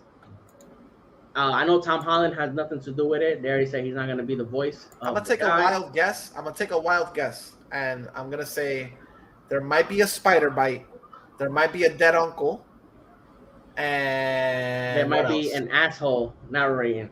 Yeah, maybe. It could. I want you to go. And there might be, with great power comes great responsibility line somewhere tossed in there. Maybe. For me, the curiosity, the question that I have is that it says it's gonna celebrate the fucking, how you call it, the characters' comic book roots. My question is going to be visually the aesthetic of the fucking series. I'm wondering if it's gonna look like one of those you know when they digitalize a graphic novel and it just looks like a motion comic book, that it doesn't really look like an animated series. You're talking about like what they've been doing with like Squirrel Girl and all the other shit on Disney Plus, where it's stills moving across a panel like this. That's why I'm hoping that that's not it. I'm hoping that because the little bit that they showed, it kind of looked like that. I think it's too much of a big property and too much to link it to something like No Way Home. To fuck it up like that. To do that to it. I would. Yeah. I mean, and why would you hype some shit like that up, saying it takes place if you're just gonna do stills? I don't think so. I think we'll get an anime. hope not. I'm thinking they're going cell shaded. Like I'm gonna take a wild guess and say they're going cell shaded like this fucking shit. Like what if? What if? Yeah. Again, I'm not. hoping The Spider-Man show. Yeah. Let me Yeah. just get clear on that. My question is, what are you gonna show us in terms of his development and villains if it's linked to the No Way Home thing? Uh-huh. Like what type of low key ass villains are you gonna give us? Because Lizard. I don't Nah, think but so. if this is because a- Kirk this is Connors a- is what is grade Green school Goblin. teacher? Yeah, They but can't isn't this- all No, be you there can't. just You working can't. regular jobs. Nah, you can't give him Green Goblin. Really. Isn't That's like this- a- isn't- No, pero usted está hablando de low key villains. They can be working regular ass jobs. They can be like placed doing their own thing, that like their human regular lives. But he's gonna have to fight somebody on the show. Por lo Is it- menos is it- en este show todo depende. Pero yo digo que si vamos a enseñar low key, o sea, estoy diciendo de que no se lo van a presentar full blown villains. Estoy hablando low key. Te pueden presentar a Norman Osborn por ahí, en una entrevista. Te pueden enseñar a Lizard teaching at somewhere. Maybe he's in a conference or something. Porque, hello, he's a fucking professor. He's a fucking genius. I mean, they can show you low-key characters, pero también te pueden enseñar a Tombstone, maybe, somewhere. Puede pelear con él, you know, drug dealing or whatever. Qué sé yo, I'm robbing wondering- places. This There's is minor also- characters that can be added. This is all supposed to be before Civil War, no? Yeah. Yeah. So That it's was way him before with, Civil War. with the fucking You would have to get like the sweater, birth of the character. sweatsuit. Yeah. The sweatsuit outfit. The and shit. goggles. Exacto. I guess we fucking see Uncle Ben fucking die. I just said that. I Okay, know, you're gonna I'm get agreeing with you, Uncle that's Ben. all I'm saying. Take a shot. You're gonna get the origin of the character, the spider bite. You're gonna get it again. Yeah, you're gonna get petty theft. Petty theft. You can get I don't know, kidnapping, Yeah. break-in, burglary, a Oh, fight. maybe we get to see his parents. That's, I'm just- Exacto. Oh, Una maybe parte we get tan to see his importante que parents. nunca le enseñan. Yeah, maybe you get to see his parents. That's what I'm saying. I'm just wondering because if I don't know if there's gonna be a show and then every season is gonna have a different name. Like this is Spider-Man freshman year, and then this second season will be Spider-Man this, because there's just so much you could do if this is just gonna end where Civil War starts. Like you can't he can't fight that many villains because those That's what I'm villains saying. haven't been introduced Yeah. yet.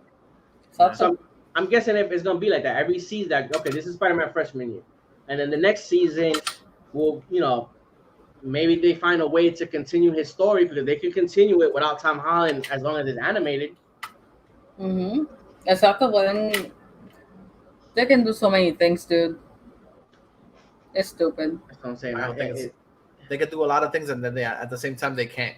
Exacto. Exactly. There's definitely constraints. There's limitations of what we could do with this fucking cartoon, story wise.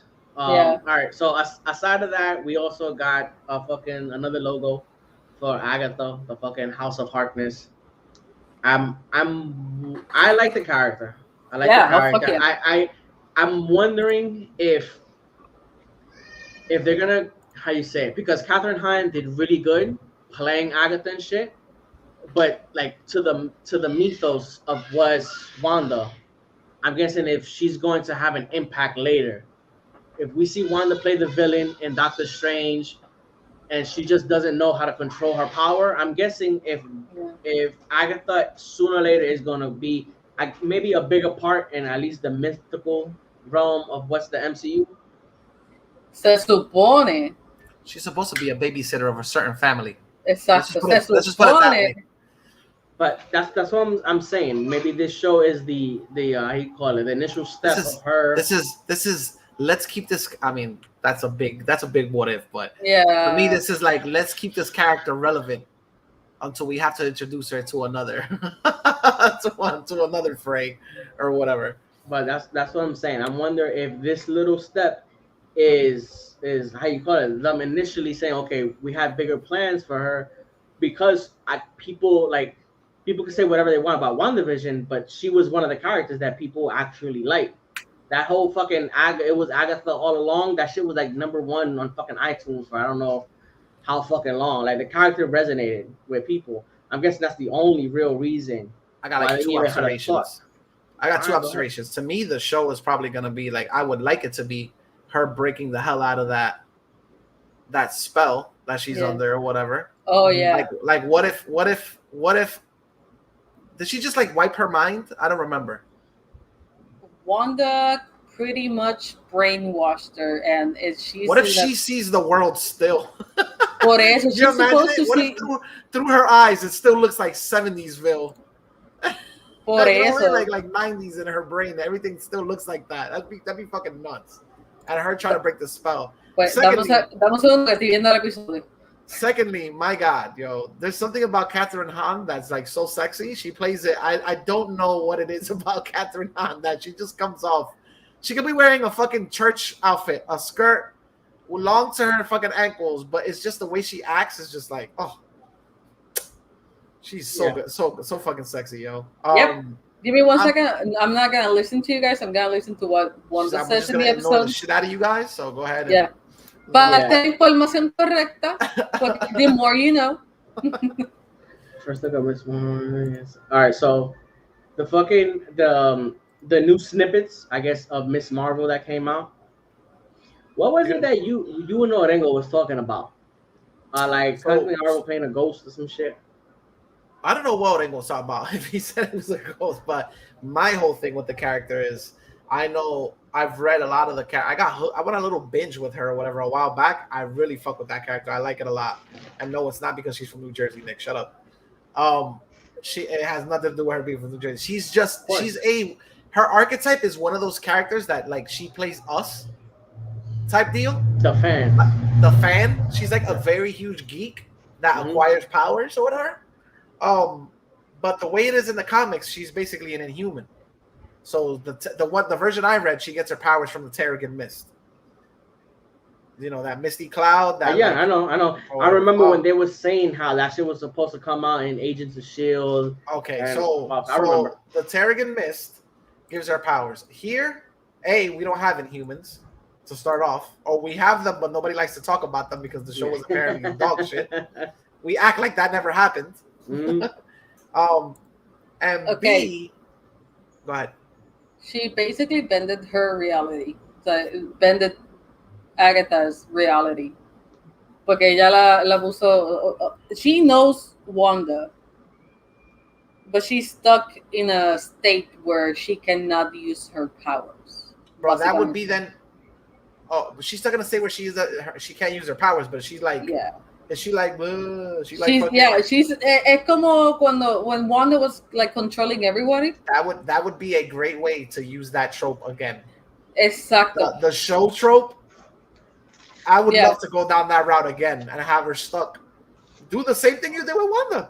Have her break free from that mental fucking chasm, dude. Oh, I would watch that shit again. Y que se vaya descubriendo exactamente todo lo que se llama Agatha Harkness. O sea, un poquito más detalles de sus poderes, her ties with whatever sinister being she was connected to, how she gained the Darkhold, básicamente. So many things. There's so many things. I already see it. Let the Mephisto rumors begin. Exacto, no quería decir eso porque coño, it's super obvious. Por eso digo que I would love her. That'd be funny if they threw that in there, like, oh, quería Mephisto, ahora cojan Mephisto. There you go. I got the Harkness show. Bro, I'm wondering if this show, and that show doesn't have to come out in China. Yeah, that's the whole. China's the whole reason why. Just in case you don't know, China's the whole reason why we don't get Mephisto, because they don't like satanic characters, and Disney wants to sell in China. That's the whole rumor behind why we haven't got Mephisto yet. There's no demonic. China has a thing against demonic beings, supposedly, and that's why they haven't used that character in anything. That's why you won't see him in Doctor Strange. That's why you won't see him in any other movie, which I would love to see how then they do Ghost Rider. I would love to see how they pull that shit off. Don't they also have a ban of like Homosexuality. What does Mephisto have to do with homosexuality? Eternals, cabrón. What does that have to do? Well, I don't get your point. That they already did something. They already was like, we're gonna have this, and we're not gonna cut out any of the gay scenes. If you want it in the market, then you fucking pick it. If you don't, then and the China take it. I don't think so. That's what I'm saying. They already did that. So if it was that, oh, we're not gonna put Mephisto. And how much money did Eternals make? Yeah, but what I'm saying is we're talking about back when Wanda came out. If the reason that Marvel doesn't release in China is because China doesn't like fucking devils, then they would have not fucking saw Blackie kissing fucking this other guy. Fastos and kissing his husband. Fastos and his husband. From what I understand, that's his Muslim husband. That's the rumor. Pero vamos a añadirle porque en verdad que la pregunta está cabrona, porque vamos a ponerlo de que we have a homosexual relationship with a Muslim and a non-Muslim guy who's a fucking celestial. So, vamos a tirar más religión encima, porque por si acaso todo lo que tiene que ver con celestials, galácticos, está derivado de la Biblia, porque pues Jack Kirby, ese era su mojo para ese tiempo. So, las referencias a todos estos personajes just the fucking Bible, o sea, todo está ahí. So, vamos a ponerlo todo sobre la mesa. My whole thing is they won't touch that character because they want to make money in fucking overseas in China. Then China won't touch the whole devil thing. That was the whole rumor way back when. That's the whole rumor why they haven't touched them yet, and that supposedly that's even the rumor why you'll be getting Shuma instead of Mephisto. Shuma Gorath instead of Mephisto. What were you saying about Miss Marvel? So Miss Marvel in the books, she gets the Terrigen Mist, gives her a power, blah blah blah. She has, from what I hear from the rumblings on the internet, she has like a projection power in this thing. Like her power is gonna be related more to her bangles, and supposedly, I don't know if that's true. There's a fucking genie aspect to this. There's supposedly like an actual Aladdin type of genie. I don't know, because when I heard it, I was like, please don't let this be true. For the love of Jesus Christ, don't do this to this character. Not only that, but I don't know if that's tone deaf to the whole making fun of Middle Eastern people and certain tropes like Arabian Nights and shit like that. Like, that's what I'm saying. What exactly did you hear? We're talking about that she gets her powers from a genie. That she gets her powers basically from a fucking deity like a genie. And that her power, she doesn't have the whole getting big or like blowing up parts of her body. She has a projection power that comes from her bangles. Yeah. Yes, sir.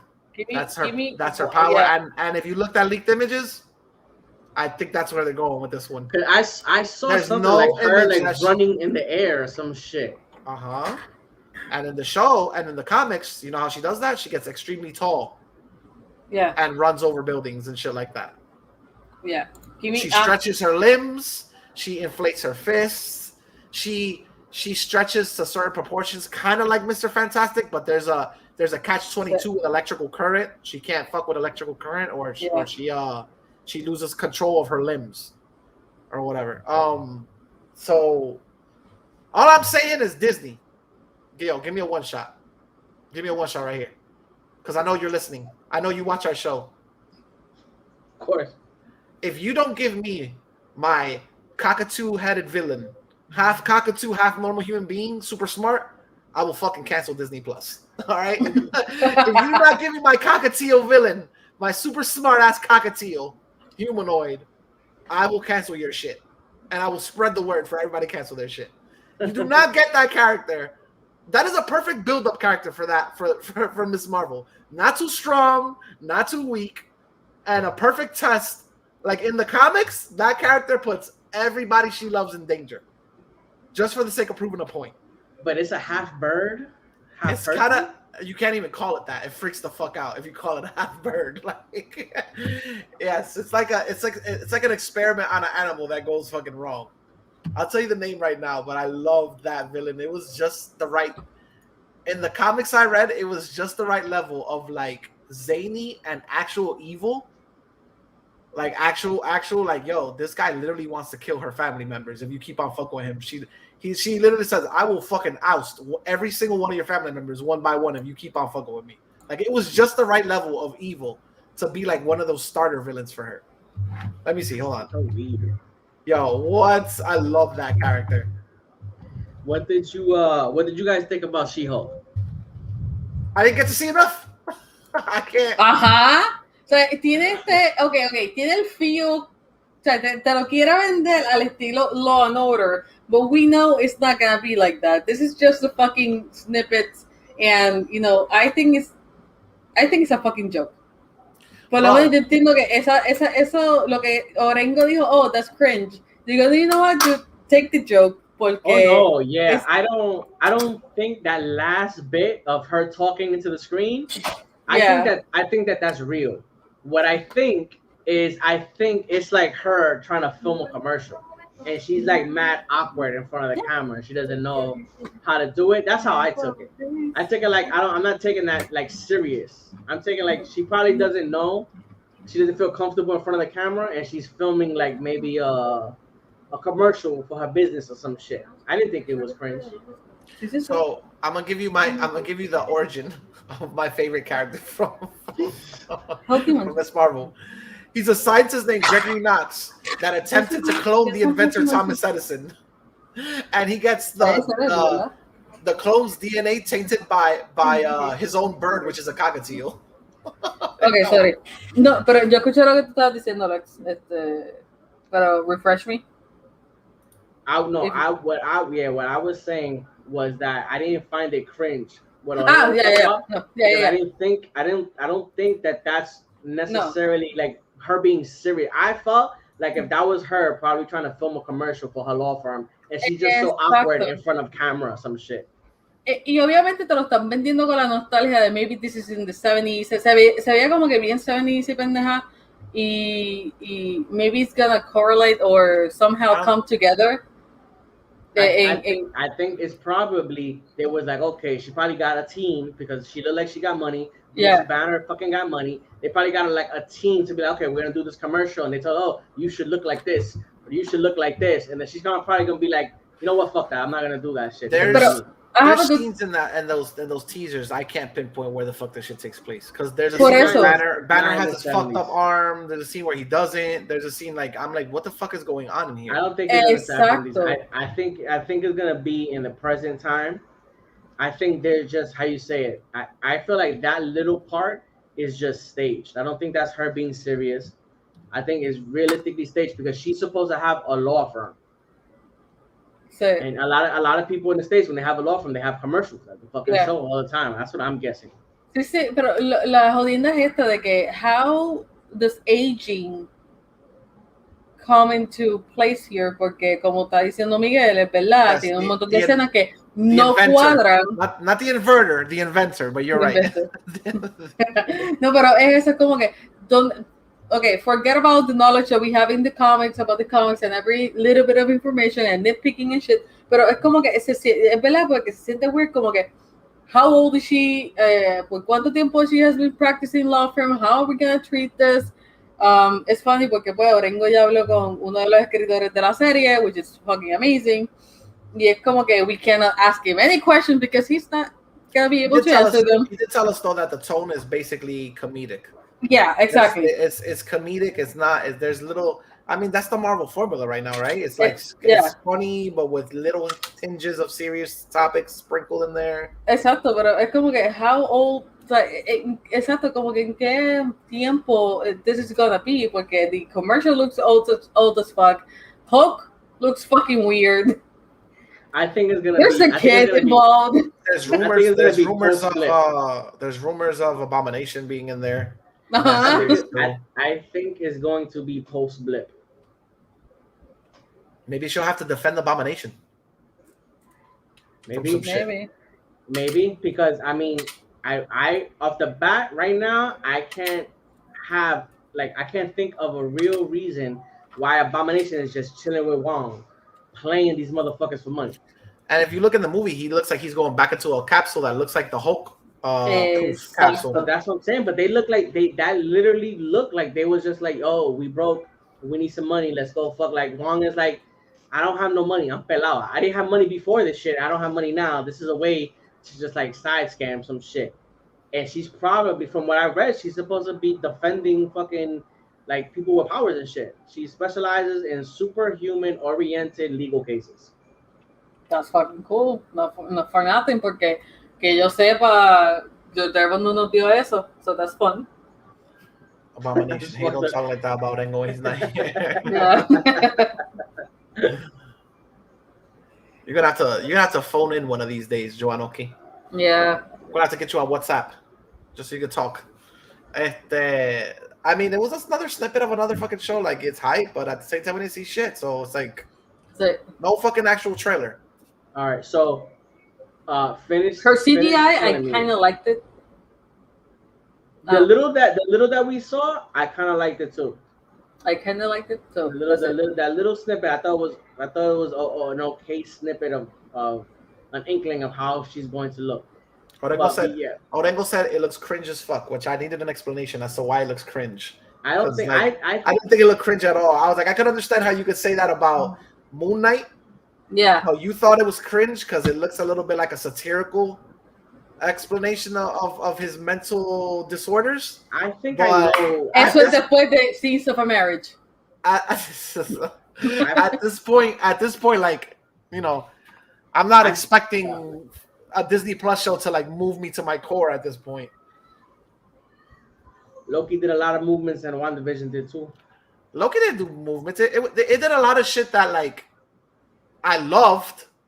It did a lot of shit I loved about the character. It was more Loki, and there was a lot of shit that was good acting. There was a lot of shit that was good acting, but there wasn't thematica in that show that was like, you know, made me question a lot of shit about my life. It was just a good ride. It was a fun ride. And same thing with WandaVision. WandaVision, like, I enjoyed it, and Paul Bettany to me acted his ass off in that show. Oh yeah. I always go back to that same scene where he's like, "Wanda, I'm scared." Like that to me, I was like, "Shit, that's really good acting in that show." But again, like you said, I hate to say it, like, this is cheeseburgers, and we love cheeseburgers, so. Yeah. I thought Loki was really fucking good. I think tattooed on your arm. Of course, you're gonna think it's fucking good. I also mentioned WandaVision. I thought, and it's like how they had said that show. Okay, you could look at the show and be like, okay, it's a comic book show. It's really good, but there's layers to the show. We talk about grief. We talk about sacrifice. Like at the end, how much, like, if you were put in that position, right, and you had lost everything that you loved, what would you sacrifice just because it's the right thing? There'd be a red dome around the planet. But then not there you around go. my city. That's what I'm saying. As the human aspect of it. You motherfuckers would be stuck in a Family Matters episode right now. That's what I'm saying. Like, there's parts of the show that are like really good. If you look into it and you start questioning what would you do in said positions, like the trauma that she had to go through, I'm guessing there's got a lot of people that have been through similar trauma, especially it's now, and there's still countries like that are fucking like getting bombed on fucking daily, kids and shit. Like, yeah, okay, over the top, it's a show about superhumans and this and that, but there's still a lot of shit that happened in the show that's relevant to today. I wonder what the hook is for Flechita guy. Hawkeye? Yeah. The disrespect, son. Flechita guy. I'm thinking it's gonna be a lot about the passing of the baton. I think it's gonna be a lot about the consequences of the things that he did when he was Ronin. Si la matan la mujer, I don't know. Why is Hawkeye so hell-bent on fixing that girl's problems? That's what I don't know about the show yet. Like, he says a line in the movie like, "I won't be able to go home until I fix this situation." It's a loose end. What's the situation? Did you accidentally bang somebody and this girl's your daughter? You don't. Maybe he fucking. Are you the father? Maybe he killed her father. That one night in what was it? Bangladesh? No. Maybe he killed her father. Was it Bangladesh? It's what the hell's the name Budapest. of it? Budapest. That one night in Budapest.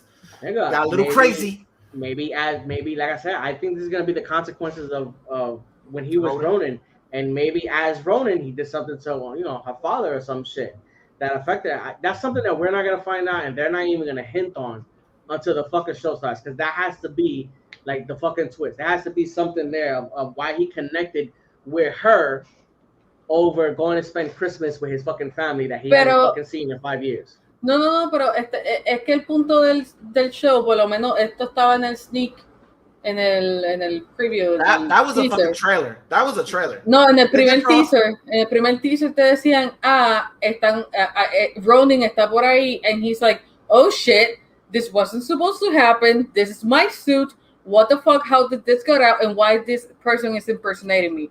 O sea, básicamente te lo estaban tirando de esa manera. He's trying to make this loose end disappear. And no de la mala manera. He's just trying to make it right as a good guy that he is. Or is it one of those things where he was murking people left and right and nobody that was blipped back knew about it? So he's kept that deep, dark secret? Yeah, excepto por ella, que she knows it for some reason.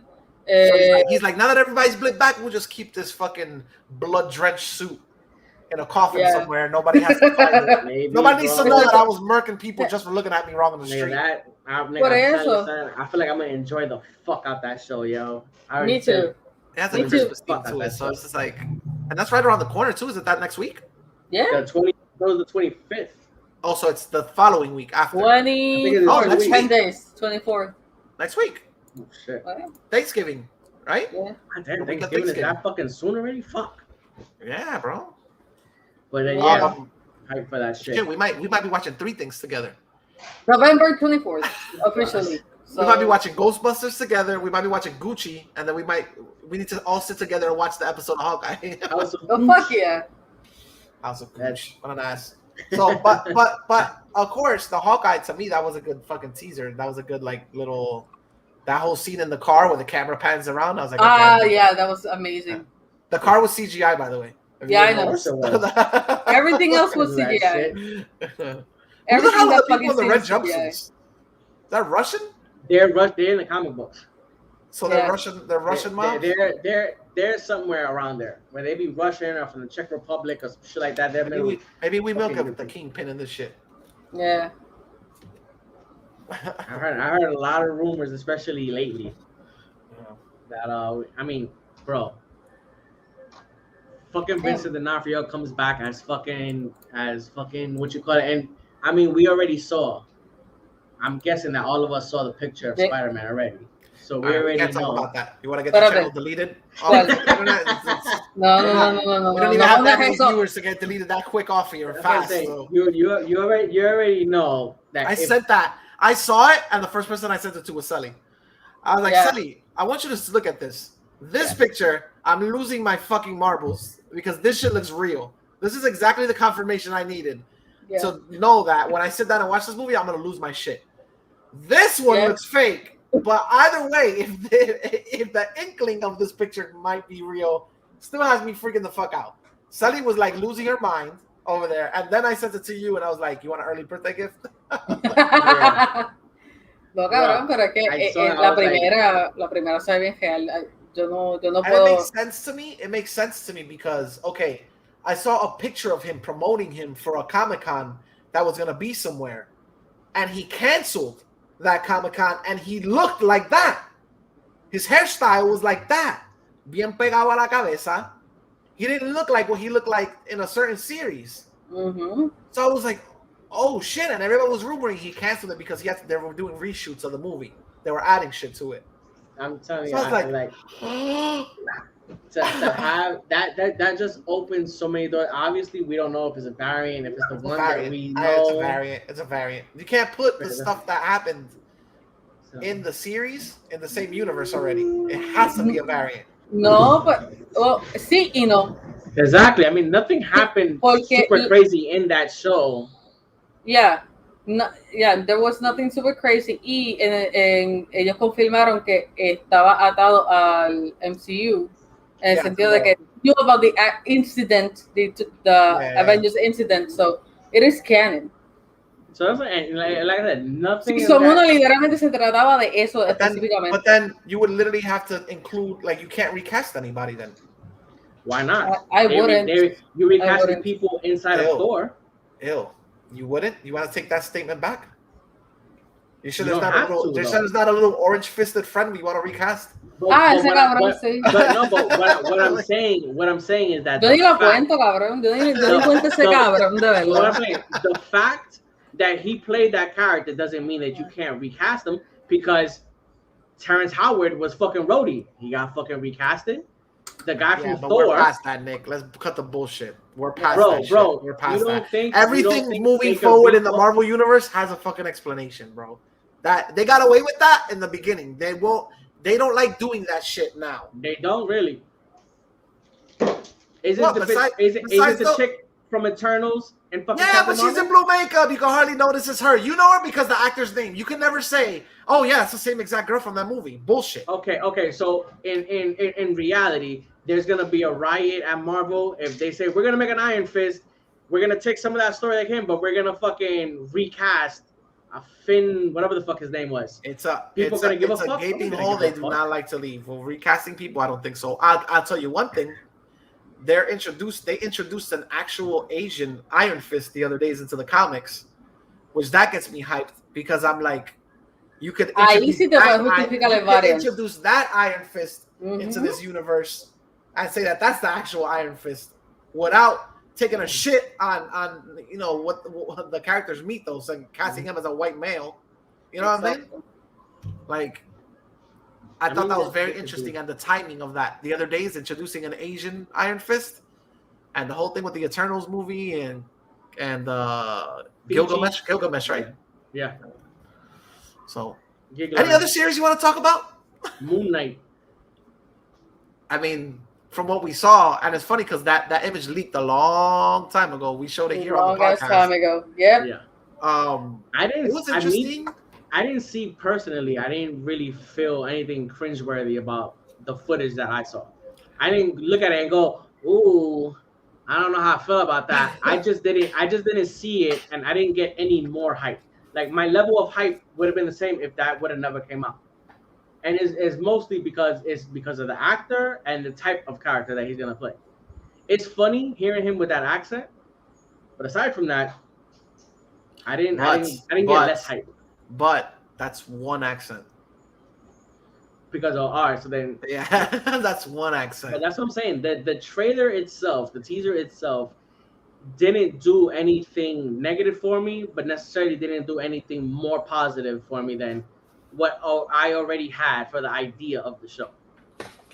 I want it to be dark, but again, it's like a Disney Plus show, so I don't think they're gonna go Yes. that dark with it. No, me, You know what I mean? So I mean, I'm looking forward to it, but it's another one of those shows where you can I only know go there's so gonna- far. there's gonna be sacrifices made with that character. Yeah, I you don't gonna see only this go. character. I don't see this character making fun of Punisher's dead family anytime in the future.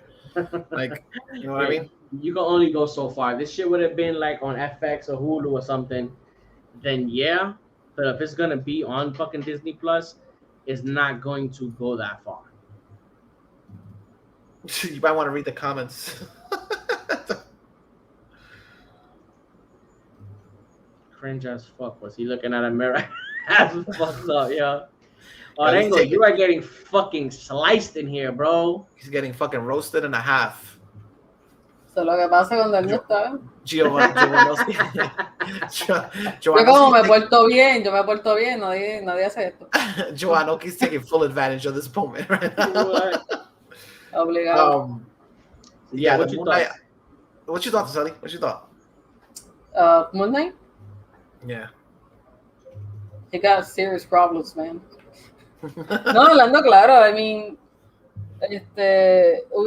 okay, Oscar Isaac wasn't my first choice of an actor to play him. Blasphemer. Okay, go ahead. Okay, but it wasn't my first choice compared to Keanu Reeves, pero esos son otros 20 pesos. Oh, that's I am not biased on that choice. So, I still got hopes that they give Keanu Reeves Johnny Blaze. I still got hopes that they give Keanu Reeves. If you don't give Keanu Reeves Johnny Blaze, you give him Cabrón. Silver Surfer and make that shit Exacto. mad meta. If you don't give him Johnny Blaze, give him Silver Surfer, and I'll like in my chair like. no, sí. No, I agree, pero es Okay, que Silver Surfer like has enough like a bat like okay, nothing against Keanu Reeves, But a bad actor could pull off Silver Surfer because he's so fucking like robotic and sentient. Yeah. Like, you know what I mean? Like he's so like dead-eyed. Keanu Reeves doesn't have to like flinch that much to play that character. Besides the whole fact of like, you know, the whole whoa surfer personality he has. Like, if you don't give him Johnny Blaze, I'm fine. But if you don't give him Silver Surfer, I'm pissed off. No, bien cabrón. Pero Johnny Blaze le quedaría súper hijo de puta. Y más pues, fucking John Wick. Pero no, en verdad como que I'm going in, not low expectations. Yo voy a blank slate. I'm gonna go in not knowing anything about the character. I'm going in not knowing jack shit. Like, de verdad, no quiero saber nada. Quiero que de verdad me tome por sorpresa porque no le han dado tanto cariño a Moonlight como lo necesita en estos momentos. The new run is good. The latest run is very fucking good. Yeah. Por eso digo que deberían darle se lo están dando poquito a poco y ahora más con el show. Pero con el show yo espero que la gente compre esos cómics que están tan cabrones. Por eso yo me encojoné tanto cuando cancelaron en Netflix Daredevil, porque el run de Daredevil, el nuevo, está bien hijo de puta. It's been running since 2018, de verdad está bien brutal. Y cuando mezcló con it got mixed up with the King in Black kind of thing earlier this year and shit, mano, it was brutal. Estaba bien, de verdad, lean Daredevil, de verdad, it's not a joke. De verdad yo voy a ir con cero expectativa. Obviamente también estoy un poquito biased porque pues Oscar Isaac is an amazing actor. I have no doubt he's gonna try and do a good job, pero I don't know, man. I don't know how to take this. Porque el teaser se veía tan, no quiero decir igual de jodón o igual de jodido que su estado mental, pero no sé, como que no supe cómo tomarlo, como que no me llamó tanto la atención como She-Hulk. Porque no me mostró casi nada. No, it was too short. Super short, no mostró casi nada. Y es como que estamos viendo un cabrón que está súper loco y tiene poderes. Yeah. O sea, no sé, es la manera que están haciendo el fucking marketing que no la hace conmigo y yo creo que por eso estoy pensando así. De nuevo, cero expectativa, pero Oscar Isaac yo sé que se la va a comer de una manera u otra. He always does. I don't know, el suit me gusta porque no sé, all the textures that we saw in the picture. Oh, I fucking love that. A mí no me gusta como el de Falcon when he has the Captain America suit. Oh my god, I fucking hate that suit. Y es porque todo se ve látex, todo se ve como que bien. We have too clean. It's too clean, and I don't like it. We have opinions of that show in the long run, so. Yeah, I'm not a big fan of the costume. Whatever I feel about the show, the costume itself, I wasn't a big fan of the costume. It was very weird, right? Like, yeah, I didn't like the costume itself. The debut of that costume and the episode where he shows off in general was just like, yeah, no es el mejor costume que han hecho. Yo dije, pues, it's comic book faithful. Exacto. Very comic book faithful. Sí, eso sí. Eso no se lo quita, pero verlo así físicamente como que no. Some costumes don't translate. No. Maybe in this movie, maybe they'll do something different. Most likely. But again, you know what? I'm trying to think. For Winter Soldier, we really didn't see him in the suit that much. You might not even see him in a suit that well. He does have wings.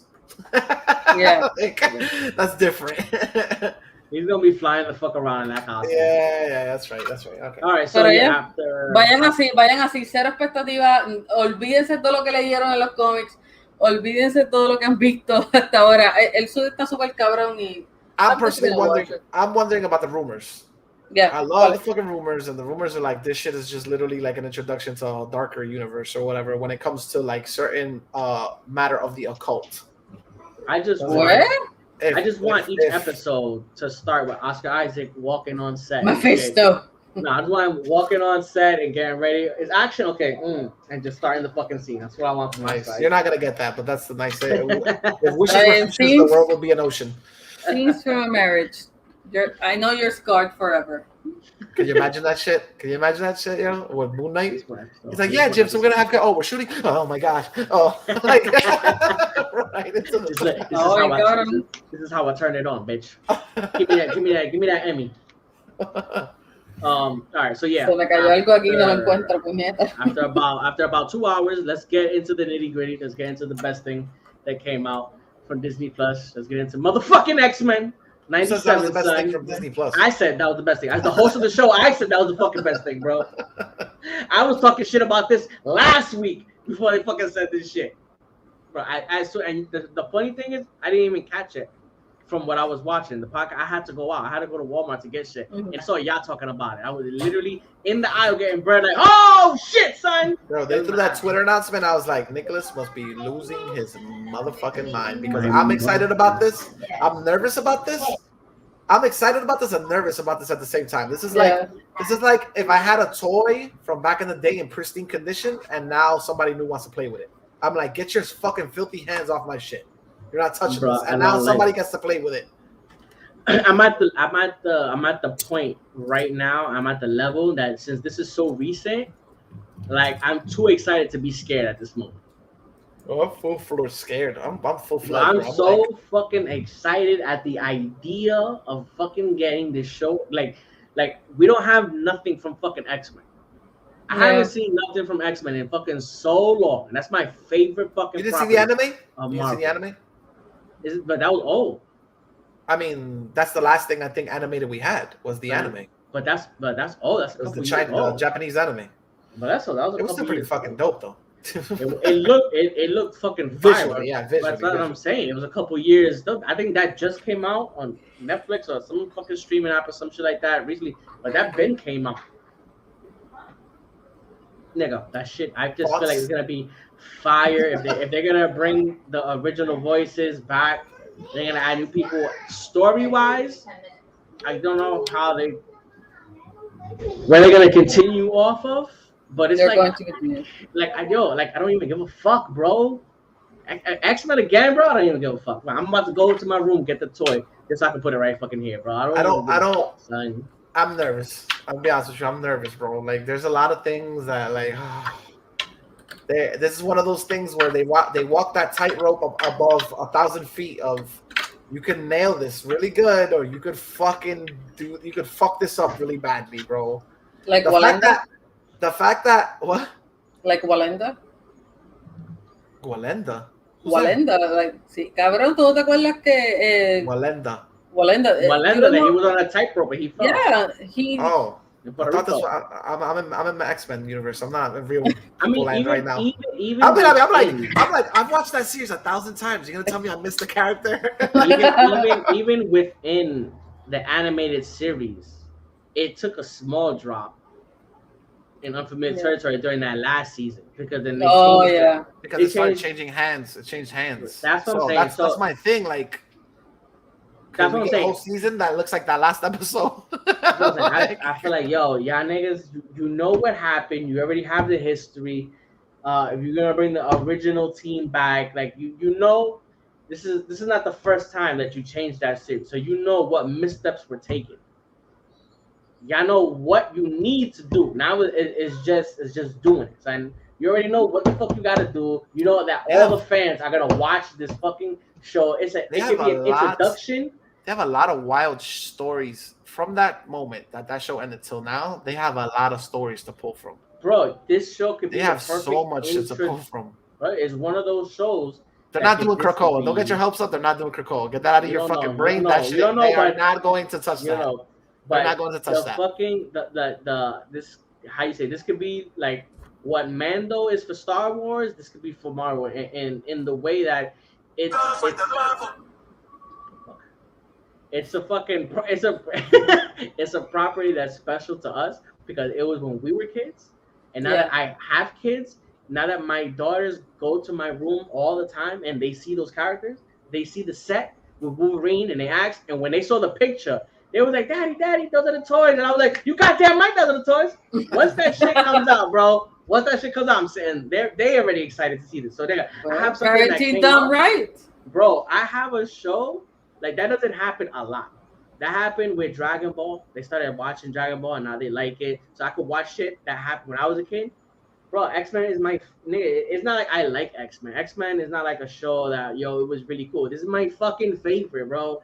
bring X-Men now. If they do that shit right, I can watch that shit with my kids. It's just adding layers to why I love this fucking show. Yeah, I agree. I personally have maybe 3 things that if it happens, I might literally like cream my pants. One is if the first episode or all of the episodes has that intro. If they leave the intro tranqui fucking lito, if they leave that song the way it is and they just play the same, there's no reason to change it. It never broke. There's no reason to there's no reason to reinterpret it. If you give me if you give me the exact same track, the way it sounded coming out of my TV in the 90s, even if it sounds horrible, even if it sounds crackly, the audio isn't up to perfect spec, I will be a happy fucking person. With no fucking lyrics. I don't want to hear nobody singing. Yes. I definitely don't want to hear nobody rapping. If you put fucking Lil Yachty on that motherfucker, I'm gonna throw my TV through the fucking wall. I swear to you. If that intro comes out, I will already like be in fully erect mode listening to that song. Right. Secondly, if you continue the story, if you actually continue the story where it left off, where basically Xavier's dead, and the X-Men are being led by Storm, I believe. I think that's a direct continuation. The moment I see Gambit come back on screen in proper attire, I would strip butt naked and run out my apartment. Nobody has gotten that character right since that show. I know, right? Nobody.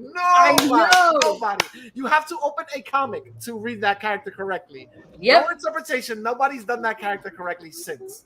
If you give me the same fucking version of Gambit, I will lose my shit.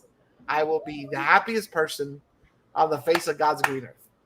My body is ready for this. If you do it the right way, if you do it the wrong way, and like you decide to give us interpretations of what you thought they were gonna be after 20 years, I'm gonna be pissed off.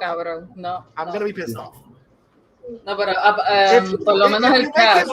If you make him a socially conscious person of how he can't hit on Rogue because he can't how can I say he has to be careful because he doesn't want to offend her feminine qualities. Like, I will have a fucking problem with the series. Like, please don't do that to these characters. No. Please, contrario. Please. Now that you say that, I can see that happening now too. He's not gonna be hitting on anybody, is he? He's not gonna have. Now that you say that, he's not gonna be hitting on Rogue because he respects her space. Like that's just the day and age we live in now. I mean, they can flirt, but obviamente aquí they're gonna tone it down, sadly. Oh, I just started thinking about how Rogue is gonna be toned down. She's not gonna look. All that ass. The characters had curves on them, like they were like had ass. Usually white girls are chumba as fuck. Oh my god! Are you gonna go that route on this podcast? Damn, bro. Cancellation fest. Please, we in Puerto Rico. There's not a lot of white people watching. White girls be chumba. I mean, that's just a trait. If you had to generalize, that's a trait that you would get, right? A lot of white girls are chumba as fuck. I don't support that trope.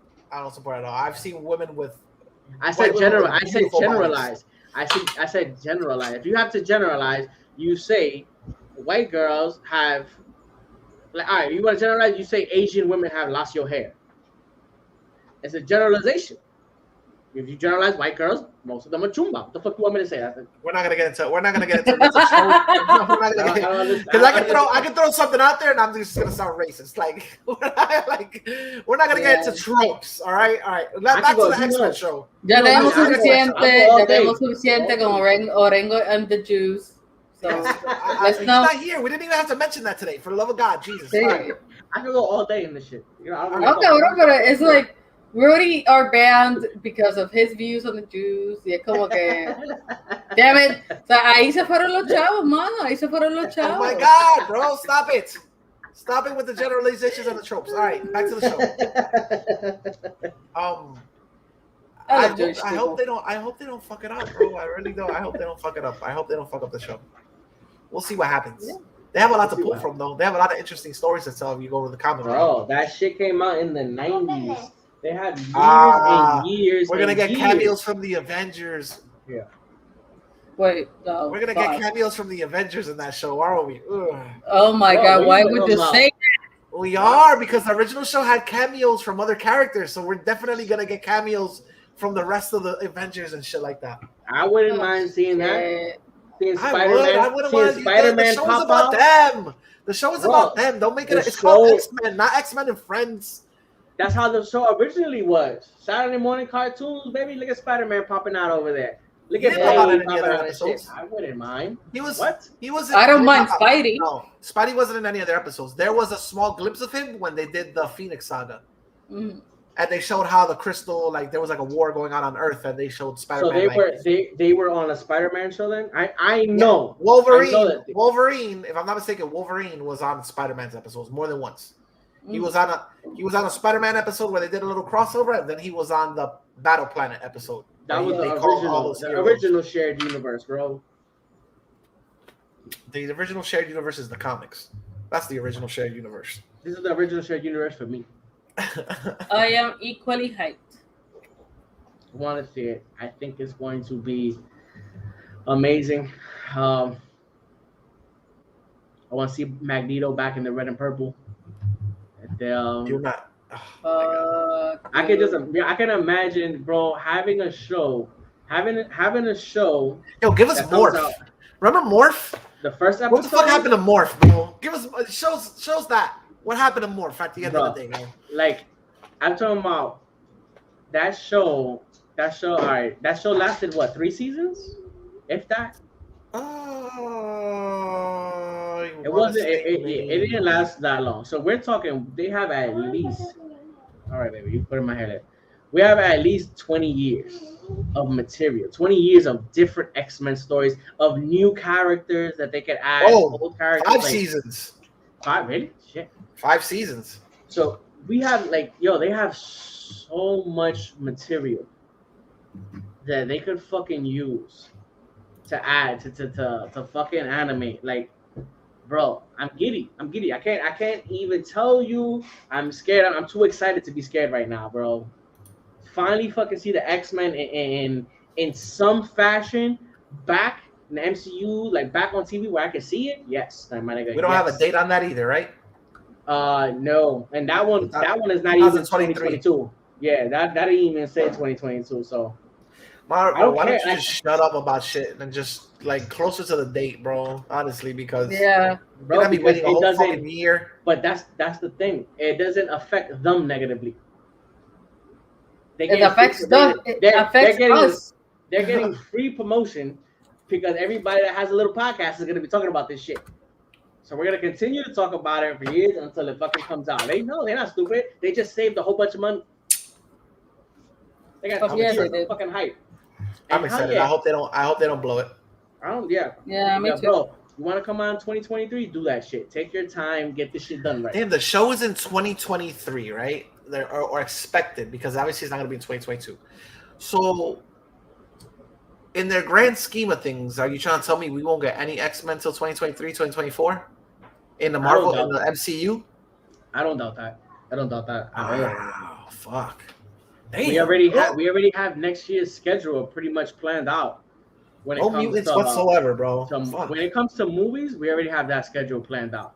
And X-Men is coming out in fucking 2022. 2023, maybe we see what the fuck is it? Is Ant-Man supposed to come out 2023? Yeah. Like Ant-Man. Quantumania is 2023? I think so. Yeah, they pushed it. Yeah. We already have movies that are coming out in 2023. I highly doubt that we get X-Men live action before we get this animated series. Man, but beginning of 2023? Like, what are we talking about here? I don't know. I just feel like July 28th, 2023. Jesus Christ. Told you. Oh my God.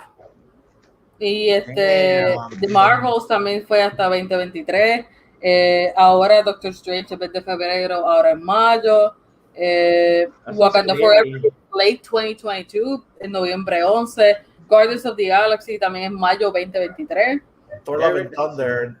Julio 8 de 2022. So that's why they already have 2023 planned out. And X-Men is not coming. If X-Men comes out, I would say late 2024, early 2025. X-Men, I mean, that makes sense. Yeah, that makes sense.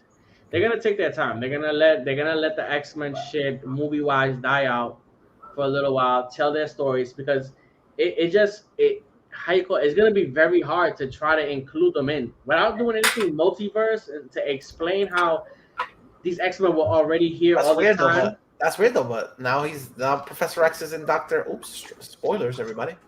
Professor X is in Doctor Strange's movie. I mean, we're gonna Ay, see. puñeta. Sorry. Madre, perdón. No, es eso, es que estoy buscando la película de D&D. ¿Cuándo carajo que la van a sacar? El 2023. Me acordé ahora.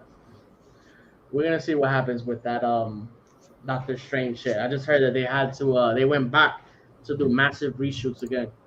Shit makes me sad, bro. We could have had a really dark fucking Doctor Strange movie, and now they're like, I know, right? reshooting the shit out of everything again. It's the fucking you don't know. It's the lack of cojones that they have sometimes. But we don't know because they already but they did reshoots. They did reshoots, and then now, if Eternals is a success, you don't know what direction they might go.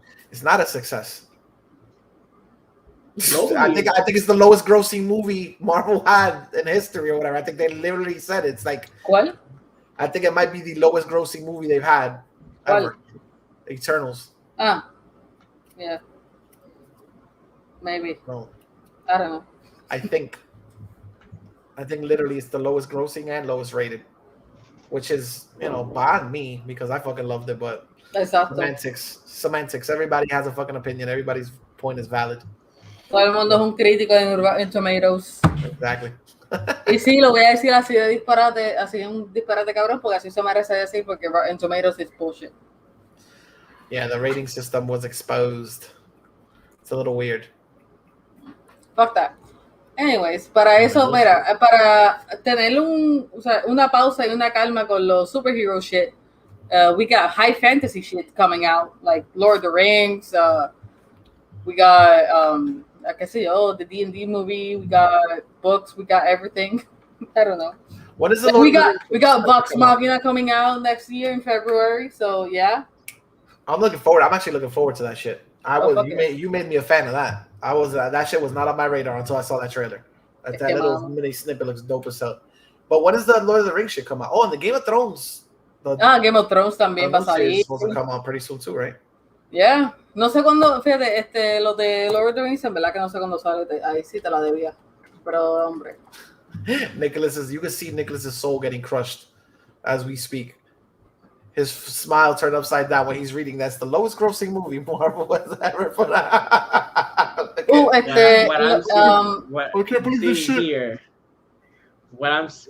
I'm seeing here is that it said it had a steeper drop than Shang-Chi, but Black Widow did worse. Black Widow had a 67% drop. Shang-Chi had a 52% drop. How about money? Money has 62. I think Eternals is on its way to do better than Black Widow, but less than Shang-Chi.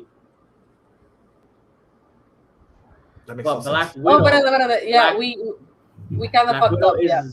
Black Widow is one of the top 5 grossing movies in pandemic era in America. So if it's doing better, even if it's doing bad, if you compare it to what Marvel movies do, pre fucking COVID, as COVID is, Shang-Chi probably would have made fucking $708 million fucking dollars, right? That movie would have made mad fucking money if everything was open. So they have to take into consideration what's fucking going on with this, because even with as low as money as it's making, it's still going to be one of the top grosses of the year. So you got to take what's going on with the pandemic into consideration, on top of it's not being released in certain markets because of certain themes and shit that's in the movie. I think that for now, this might be the last film that can use that excuse of the pandemic. Yeah, I agree. This might literally be the last movie where you can use that as a metric. Because the way people are going out, if they ain't going to the movie theaters to see your movie, it ain't because of the pandemic anymore. Mira. Yo te tengo un ejemplo. Te tengo un ejemplo más claro. Take a walk in these streets. No, te tengo un ejemplo más claro. Puedes buscar así mismo, SLS. Déjame buscarlo aquí porque lo tengo en el background. SLS, Super Crown World Championship. Este evento está pasando ahora mismo en Jacksonville, Florida. Y tú puedes ver que todos los asientos, they're fucking sold out. Like, ahí tú no me puedes decir que No, aquí hay pandemia. SLS, the electronic daisy, whatever the fuck you call that shit. Ajá, no, pero sí, pero para ponerlo con algo que está pasando ahora, también está pasando con los conciertos. The thing that you were about to say. Brim, bro. Exacto, o sea, hay 50,000 personas en un cabrón evento. Astro World. Yeah. Afterworld. 50,000 personas, cabrón. That shit, There's pandy still- excuse, that shit is out the window pretty soon. We Yeah. can't say that shit anymore. Oh, the pandy because of that That's shit. that's gonna go out the window on December 17th. That's when that's gonna go out the window. Oh, bien cabrón. No, anyway, les envié When Spider-Man fucking comes out, that movie is easily going to be the highest grossing movie in pandemic history. I had Easily. a famous Twitter blogger say that, and I had to comment on it, and he answered me back, and he was like, Sony, you're kind of going to be responsible for the new wave of COVID because all those little kids that are going to go into that movie theater and get infected and have that shit mutated. I was like, how are you blaming a movie for all that shit when, like, we just finished saying sporting events packed to the fucking brim, fucking Electronic Daisy Carnival packed to the fucking brim, Astro World packed to the brim, so they're literally stomping each other out to death. Yeah. Fucking that sporting event packed to the fucking brim. Like, to blame a fucking a mutation on a movie. Get the fuck out of here. People are just dying to get the fuck out of their house already. Yeah. Like, It's been 2 fucking years of this shit. Yeah. Si la gente lo hubiese cogido en serio al principio, entonces estuviéramos viendo otro panorama, pero la cosa no es así. And we're still learning about this shit. Y todavía se está diciendo, oh, puede haber otro brote más grande, puede mutaciones. O sea, estamos hablando de que this is something that people don't take serious, porque es real. I got a side story real quick before we get to Spider-Man about how serious Puerto Rico, ladies and gentlemen, for whoever doesn't watch a show and does not live on the island, Yeah. I got a taste of how serious Puerto Rico takes this shit. Yeah. I went to a funeral. God rest his soul, my uncle, he passed away. Rest in peace. But we decided to go to an IHOP before going to the funeral. I literally got embarrassed in front of everybody in the fucking IHOP. They were like, sit down. They were like, let me see your vacuum IDs. And I'm like, fuck you mean vacuum ID? What the fuck are you talking about? Yes, we would like to see your ID de vacuna. I'm like, it's a fucking IHOP. Like, what are you talking about, bro? Everybody had it except yours truly. I had my vaccinations. I didn't have the physical ID on me because I live in Florida and they don't ask you for that shit anywhere. Like, you can go anywhere. You go to a strip club and get ass put in your face, and they want to ask you for a fucking vaccination ID. Bro. Like they do not ask for that shit anywhere here. DeSantis does not give a. DeSantis has fucking literally threatened with if you ask anybody for their vaccine, you have like the perfect thing to pursue legal. Yeah. Like sue that person. That's how it is here in Florida. I don't condone it. I'm just saying. To take myself from Florida to Puerto Rico where they're like, you can't have a fucking pancake unless you show me you can't have scrambled eggs unless you show me your vaccination ID. Like a pancake. You cannot eat a Big Mac within McDonald's without the vaccine ID. You can take your food and then you gotta get the fuck out. McDonald's, McDonald's. Bro, let it be known. I had a picture of it. I had a picture of it in my phone, right? Ay, gracias a Dios. No, but I couldn't find it. I have over 3,000 photos in my fucking phone. And he literally said, I'm sorry, I can't serve you. Yo, I was the reason why my whole family had to get the fuck up out of fucking IHOP. Because I couldn't find my picture. Pero nadie te dijo que that was a thing here, though? They told me, but I didn't believe they were going to fucking ask for that at goddamn IHOP. I thought I was just going to get asked. They didn't ask for me when I got off the plane. Oh, that's sketchy, though. They didn't ask for it when I got off the plane. No, cuando yo volví de Florida. No, they didn't ask for that shit when I got off the plane. When I got off the plane, I had to go on my cell phone, get this fucking app, do a whole fucking list, write a whole bunch of shit. I got the app, and I was like, yeah, I'm going to get a COVID test 72 hours from today. Yeah, sure. Cabrón. I didn't have to get a COVID test. That's sketchy as fuck.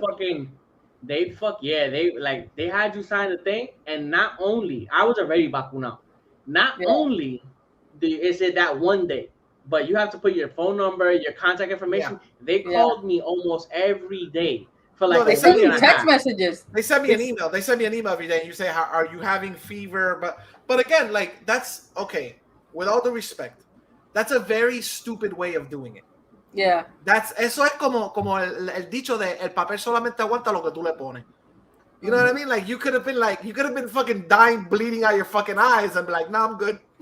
You know what I mean? Like it's very fucking stupid. But anyways, back to Spider-Man. When that movie comes out, so there's that viewing event pretty coming up soon. I think it's what, the 15th? I don't know, whatever. The 2 movies. days. Wait. You said what?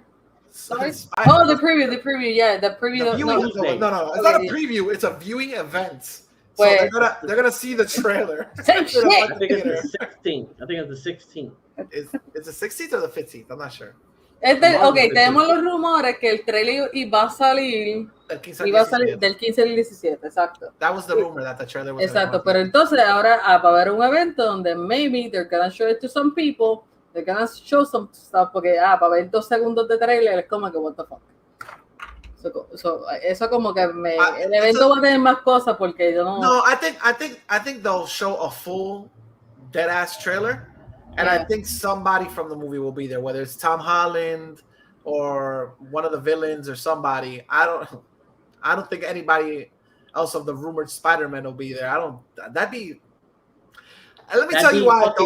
A gigantic fucking event for those special people that get to see that shit. But I don't think. Why would you walking show this way that? and fucking Toby walking the other way, bro? But why would you show that in the trailer? Like, why would you want to save that for the movie?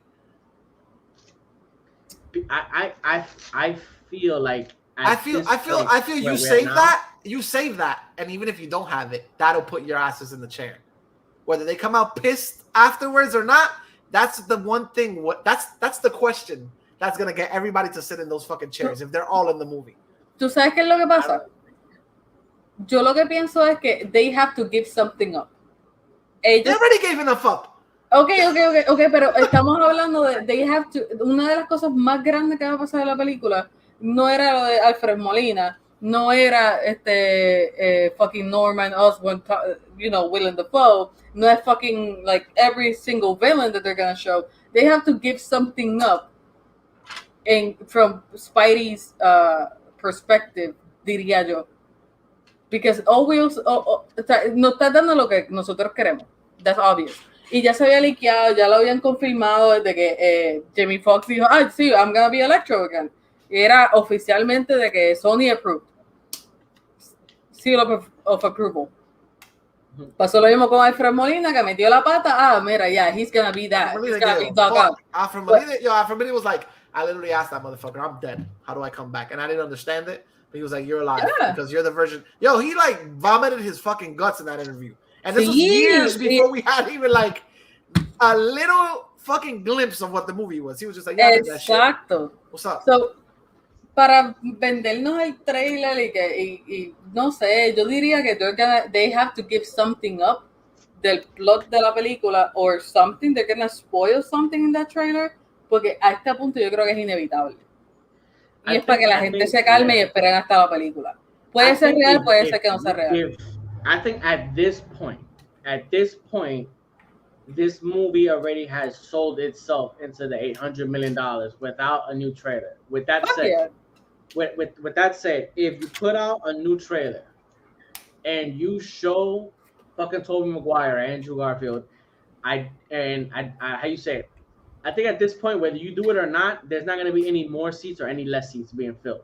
We're literally 4 weeks off, yo. We're a month away from this fucking movie, and if they come out in the trailer, you're gonna see the movie. If they don't come out in the trailer, you're gonna see the movie. If another trailer doesn't come out, you're gonna fucking see the movie. At this point, there's no way that anybody that was slightly interested in this movie is not gonna see it. It promoted itself with everybody's fucking theories, with all these fucking Photoshop pictures and these posters that were not even fucking official. Like, this movie already sold itself with half the fucking marketing cost that it would have taken any other movie to sell. Like, you don't even need a trailer. You don't even need a trailer at this point.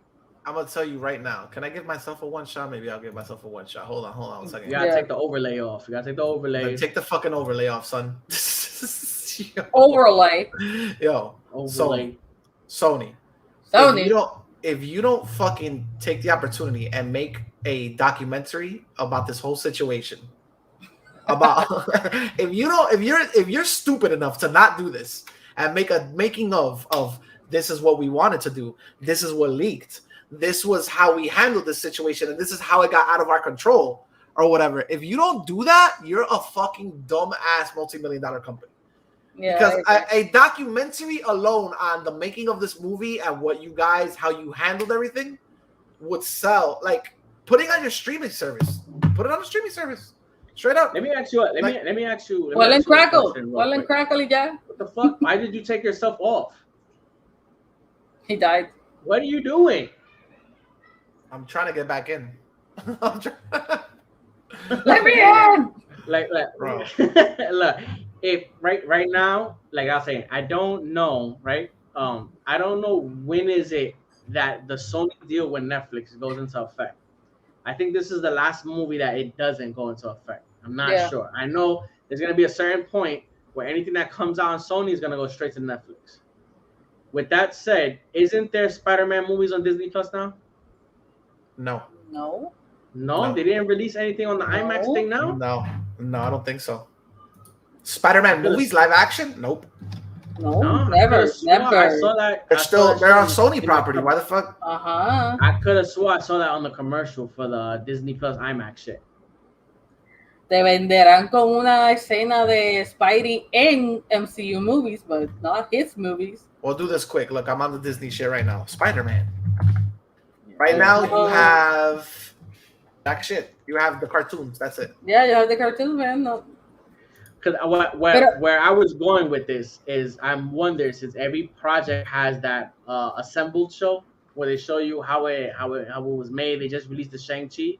That would have been perfect to have a fucking assembled episode of fucking No Way Home. Yo, you could run a documentary about this, like literally from the fucking inception of what they wanted the movie to be, and then how it careened out of fucking control. And like, you know what I'm saying? Like, this could have been a situation where they had an idea, and then it's like, fuck, they think it's gonna be something completely different. Now we gotta fucking change the whole shit around. Like, you know what I mean? Let me ask you a question. Spider-Man is easily within like the top 3 most famous superheroes ever. You can juggle them around, but Superman, Batman, and Spider-Man are like the most famous fucking heroes in non-geek territory. We're talking about in the world. Even if you don't know fuck comic books, you know Batman, Superman, and Spider-Man. There's people who don't know Jesus Christ is, but they know who Peter Parker is. Well, there you go. Do you think if we weren't in pandemic times, do you think Spider-Man does Avatar numbers? With the level of Avatar numbers? So Avatar, that's like Endgame numbers, right? Endgame numbers. That's Endgame numbers. Yeah. Titanic numbers. Nobody gives a shit about those blue bastards. Come out of here, bro. Yeah. Bro, but Avatar is number 1 right now. Ay, porque la volvieron a they were they cheated. They cheated. Those bastards cheated. Spider-Man does those numbers. If you want to go that route, Spider-Man obliterates those numbers if they leave it from here to fucking next year, running over and over and over and over and over again. Yeah. I mean, it didn't take fucking Endgame and shit that long to do that. I think this movie's. I think this movie does the numbers. I think this movie does numbers. Ponle perspectiva. ¿Cuántas veces han puesto Avatar en los theaters? Like, replayed that shit. Más veces que Endgame. That's what I'm saying. They fucking cheated. Yeah. Like, ¿cuántas veces? Es que yo entiendo, esa es la película más mierda que yo he visto en mi vida. Y yo entiendo cómo la gente se la mama. Pero pues vamos a otro 20. But I'll give it from a story point perspective. The movie's not fucking. The movie's a rehash. Let's be honest. It's fucking Pocahontas. It's all that shit. It's the last fucking movie. The Last Samurai. But from like visualmente, yeah. Like I saw that movie. I know. Mamela primera vez I saw. I was like, oh shit. And the second time I saw it, I was a little bored. But on every consecutive time, I had to fucking because I had to go see it with my sister. Or they brought it out. I used to work at Walmart, and they were constantly playing that shit to sell fucking Blu-rays. It was unbearable, bro. It was mira, unbearable. yo los digo, yo lo admito, mira, esa película así visualmente, vamos a decirlo, lo voy a decir así como un fucking fanboy. Sí, rompió barreras, sí, está bien cabrona visualmente, pero es una mierda. I don't get it, como la gente me dice, oh no, that's my favorite movie ever. Ponte a leer el libreto, coño.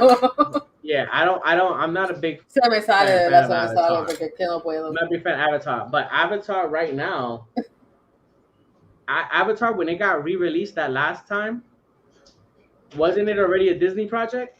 Didn't Disney buy the rights for that? Don't say that shit out loud. No, deja eso. Don't say Avatar and re-release in the same sentence out loud because that shit might come out again. No, but that's the thing though. Doesn't Disney own? I don't know because you're breaking up. Ya, Disney te está cortando, deja eso. Disney, you talk shit about the mouse, bro. De hecho, no me cancelan a mí porque no pueden. They don't pay my bills. Que el día que yo pague mi pila, que me cancelen para el carajo. Funny note, I went to Avatar Land recently with my son. I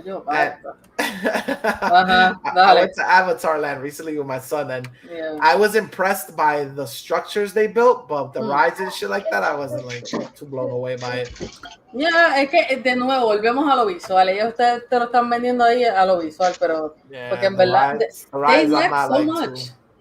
I wasn't too like, whoa, this is fucking amazing. It was just, it was a pretty part of the park. Yeah. It's an animal kingdom, I think. Yeah, it's an animal kingdom. Yeah. Pero, mano, de verdad, yo lo que estaba tratando también de decir de Spider-Man, they have to give something up, en el sentido de que no importa cómo se hace trailer, they're gonna reveal something that was meant for theaters. Y quieran o no, they're gonna reveal something. So they're either gonna give something up o básicamente se van a ir con un cliché trailer that we're not gonna love, que va a decir, ok, pues voy a esperar a la película. O sea, es que todo depende, en realidad, esto de Spider-Man es cuestión de sentarse a esperar como un buen cabrón y cabroncita. So the trailer itself that we all freaked out over was $355.5 million on its first day. So if you equate that to tickets alone, that's what I'm saying, bro. I think, and that's single views, ¿verdad? So like, no, bueno, es la misma mierda because I'm like, if you buy a ticket for yourself, you gotta buy a ticket for your kid. If you buy a ticket for your kid, you gotta buy a ticket for the wife. Yeah. So if you take 355, but that's a bullshit like statement because in those 355 you could have had like the mother saw it, the father saw it, the kid saw it. You could have had yourself see it 20 times. Yeah, so I mean, but still within trailers didn't that break the record? Motherfucker, I remember I was in a business trip and I glanced at it and it was like at 150,000 or some shit and I was like, oh, holy shit, bro. I looked at it again and it was like at 3 million. I'm like, what the fuck? Everybody's watching this shit. I picture like my mom at her house like, what's this Spider-Man shit? What is this? But that's what I'm saying. That movie promotes itself. I think that movie pre-pandemic, I think that forget about pre-pandemic. Stop living in the past. Now, talk that about movie, now. That doesn't exist. I'm like, that what movie is right now. That movie right now is not gonna do Endgame numbers. I'm telling you that right now. It's not gonna do Endgame numbers. It's not. Why do you say that? Not because not enough people globally. That movie, it didn't do $1 billion, $2 billion in America. Endgame and Avatar, they did those almost 2 billion around the whole fucking world. The whole fucking world is not America. The whole fucking world is not fuck COVID. I'm fucking going to the movies. That's not how it is everywhere. In America, it's like that. There's a lot of other countries that's still like, I'll chill. I won't see that movie yet. I want to see domestic gross then. Hold on. So domestic gross. Oh fuck. It's a pretty healthy debate. And it's the deal de que, people, por lo menos there's people that say, oh, yeah, I can wait. Like, I can wait. Pero, mano, para como están las cosas ya que la gente está harta de estar en su casa a nivel global, a veces uno dice, no, I'm gonna take the risk and go to the movies this day y pues, I'm gonna be like, ¿cómo te digo? I'm gonna be as careful as I can Pero I just gotta get out of the house, and this is the most popular thing in the world right now. So I think, So go to Box Office Mojo and look Yeah. at domestic. oh shit. Yeah, just do that because I got the fucking. I don't even got the keyboard next to me. I gotta be all the way over here typing shit. All right, No. look. I wait a second. Time out. Control S, right? Share the screen. Wait, that's save. Hold on. Box office. Share screen. Hold on. I got. Why you gotta do with the hotkey? Just go back to do that shit with the mouse, bro. Fuck. Avengers Endgame Box Office Mojo. Here we go. There we Can go. you see it? Let me take the I don't even know what this number is. Domestic. domestic. It's 858 mil. Exactly. 858 million. You think it's not gonna make anywhere near that domestic? I don't think that it gets to 858 mil. No, that's me telling you now. My fucking guess is it does not do 858, and it definitely fucking doesn't do almost fucking 2 billion international. I don't think. I think it's gonna do. I think it's gonna do big numbers, but I don't think it's get to fucking to beat Endgame. You need 797 million. I don't think it's getting to those numbers. I don't know. I'm gonna be honest with you. I don't know if you're right. You could be right, but I don't know because even internationally, this movie has garnered a lot of fucking attention. No, I think globally, it passes the billion, but you have to do 3 times that to get to where Avatar is at. That's what I'm saying. I don't think that I think it does a billion around the world. I think it's gonna get there, and I don't even think it's gonna get there struggling. I could give 2 fucks less about Avatar. Fuck Avatar. Honestly, fuck I Avatar. don't look at Avatar as a realistic metric. I really don't. Por eso estoy diciendo, but they have to get something up. Endgame. If it could be Endgame, I'll be like, holy fucking shit, that's amazing. Like that's fucking dope. Like Avatar, fuck Avatar, and James Cameron. Fuck you, James Cameron. Bro, Avatar. I will be watching Avatar this part 2 though. I'll be there. Bro. Avatar. If you count what Avatar did, fucking pre-Endgame, before they started doing even any of the re-releases, I think with its initial release, it beat Titanic. We're talking about before any of the re-releases, and then you gotta count that movie tickets were up what, $2 or $3 cheaper then. Yeah. So with inflation, ramen, you got ramen? You eating ramen? Boquerón, sponsor me. Shit. What do I have to do, man? What is that? Yo, show off the goods, yo. Blonde ale. Okay, that's a beer. Yes. Some What's no? mermaid. I want the yum yums. Show me the yum yums, yo. What is that? Ramen? That's ramen. Yo, Fuck yeah. It had to be the ramen. I knew it. I can hear the fucking plastic. The sound of the wrapper from like a mile away. But that's my cue to go. So let's wrap this up. To me, it's gonna make $1 billion in my heart. So I am biased. My opinion does not count. I'm hoping you, our character builder, in the screenshot. The liquid wife. Thank you. She just fucking opened that with her phone. Yeah, she did. Say it again. He said, "Fuck that shit." I said, did you just open that can that can with your mouth? Yeah, because my nails. Oh, okay. Yeah. That shit is how you say it. It is like A Puerto Ricanism? no. It's so tough and so feminine at the same time. I just got my nails, so let me open this shit real quick. Yeah, I have my nails. I can't ruin my nails. I think if I do that shit, I'll chip a tooth. Like No, she can also open up bottles too. So that's where everything originated. I don't like Sally anymore, yo. She hangs out with like cool people. Like I swear to God, like I hang out with like boring, civilized ass fucking people, yo. Like she fucking hangs out. It's not fair. Yeah, she has too many interesting ass people around her. I'm jealous. Many interesting ass people here. Well, it is true. I do. Nosotros cogemos huérfano en casa. Like all my friends, they become family. So And when they all you know how guys to come, cook, apparently. What the fuck? Yo, I just want to remember. No, that's it. In That's 2 it. No, weeks- don't go showing off fucking food. It's No, something. you have to You can show find it. me. 2 weeks. In 2 weeks, we going over there, yo. Mushrooms and steaks, bro.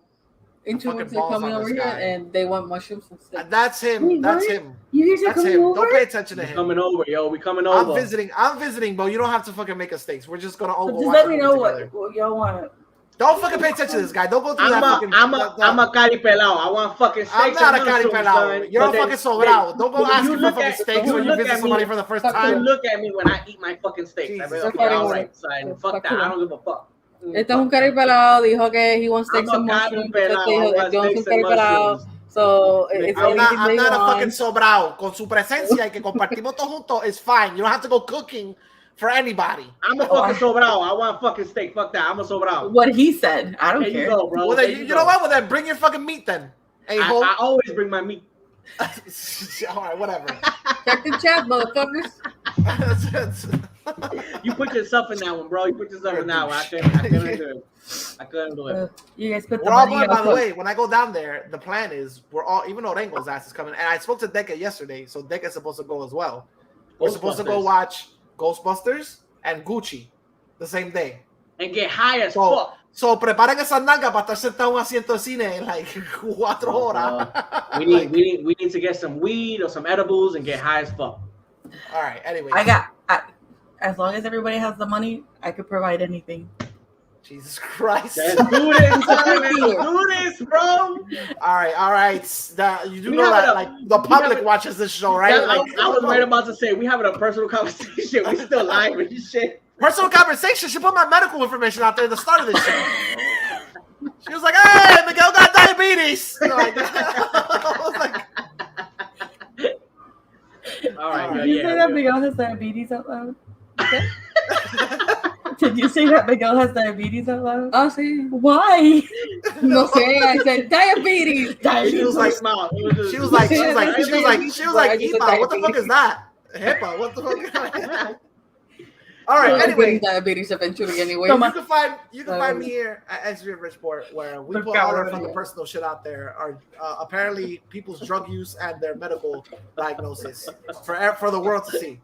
No, mano, I meant to say diabetes. No, sure, of course, yeah, you're gonna fix it now. After half the fucking Facebook knows we're sick. I was like, we're good, ladies and gentlemen. Just in case, we're not gonna fucking die. We'll be around here for a while. Meanwhile, the next episode, Miguel's missing. All right. No worries.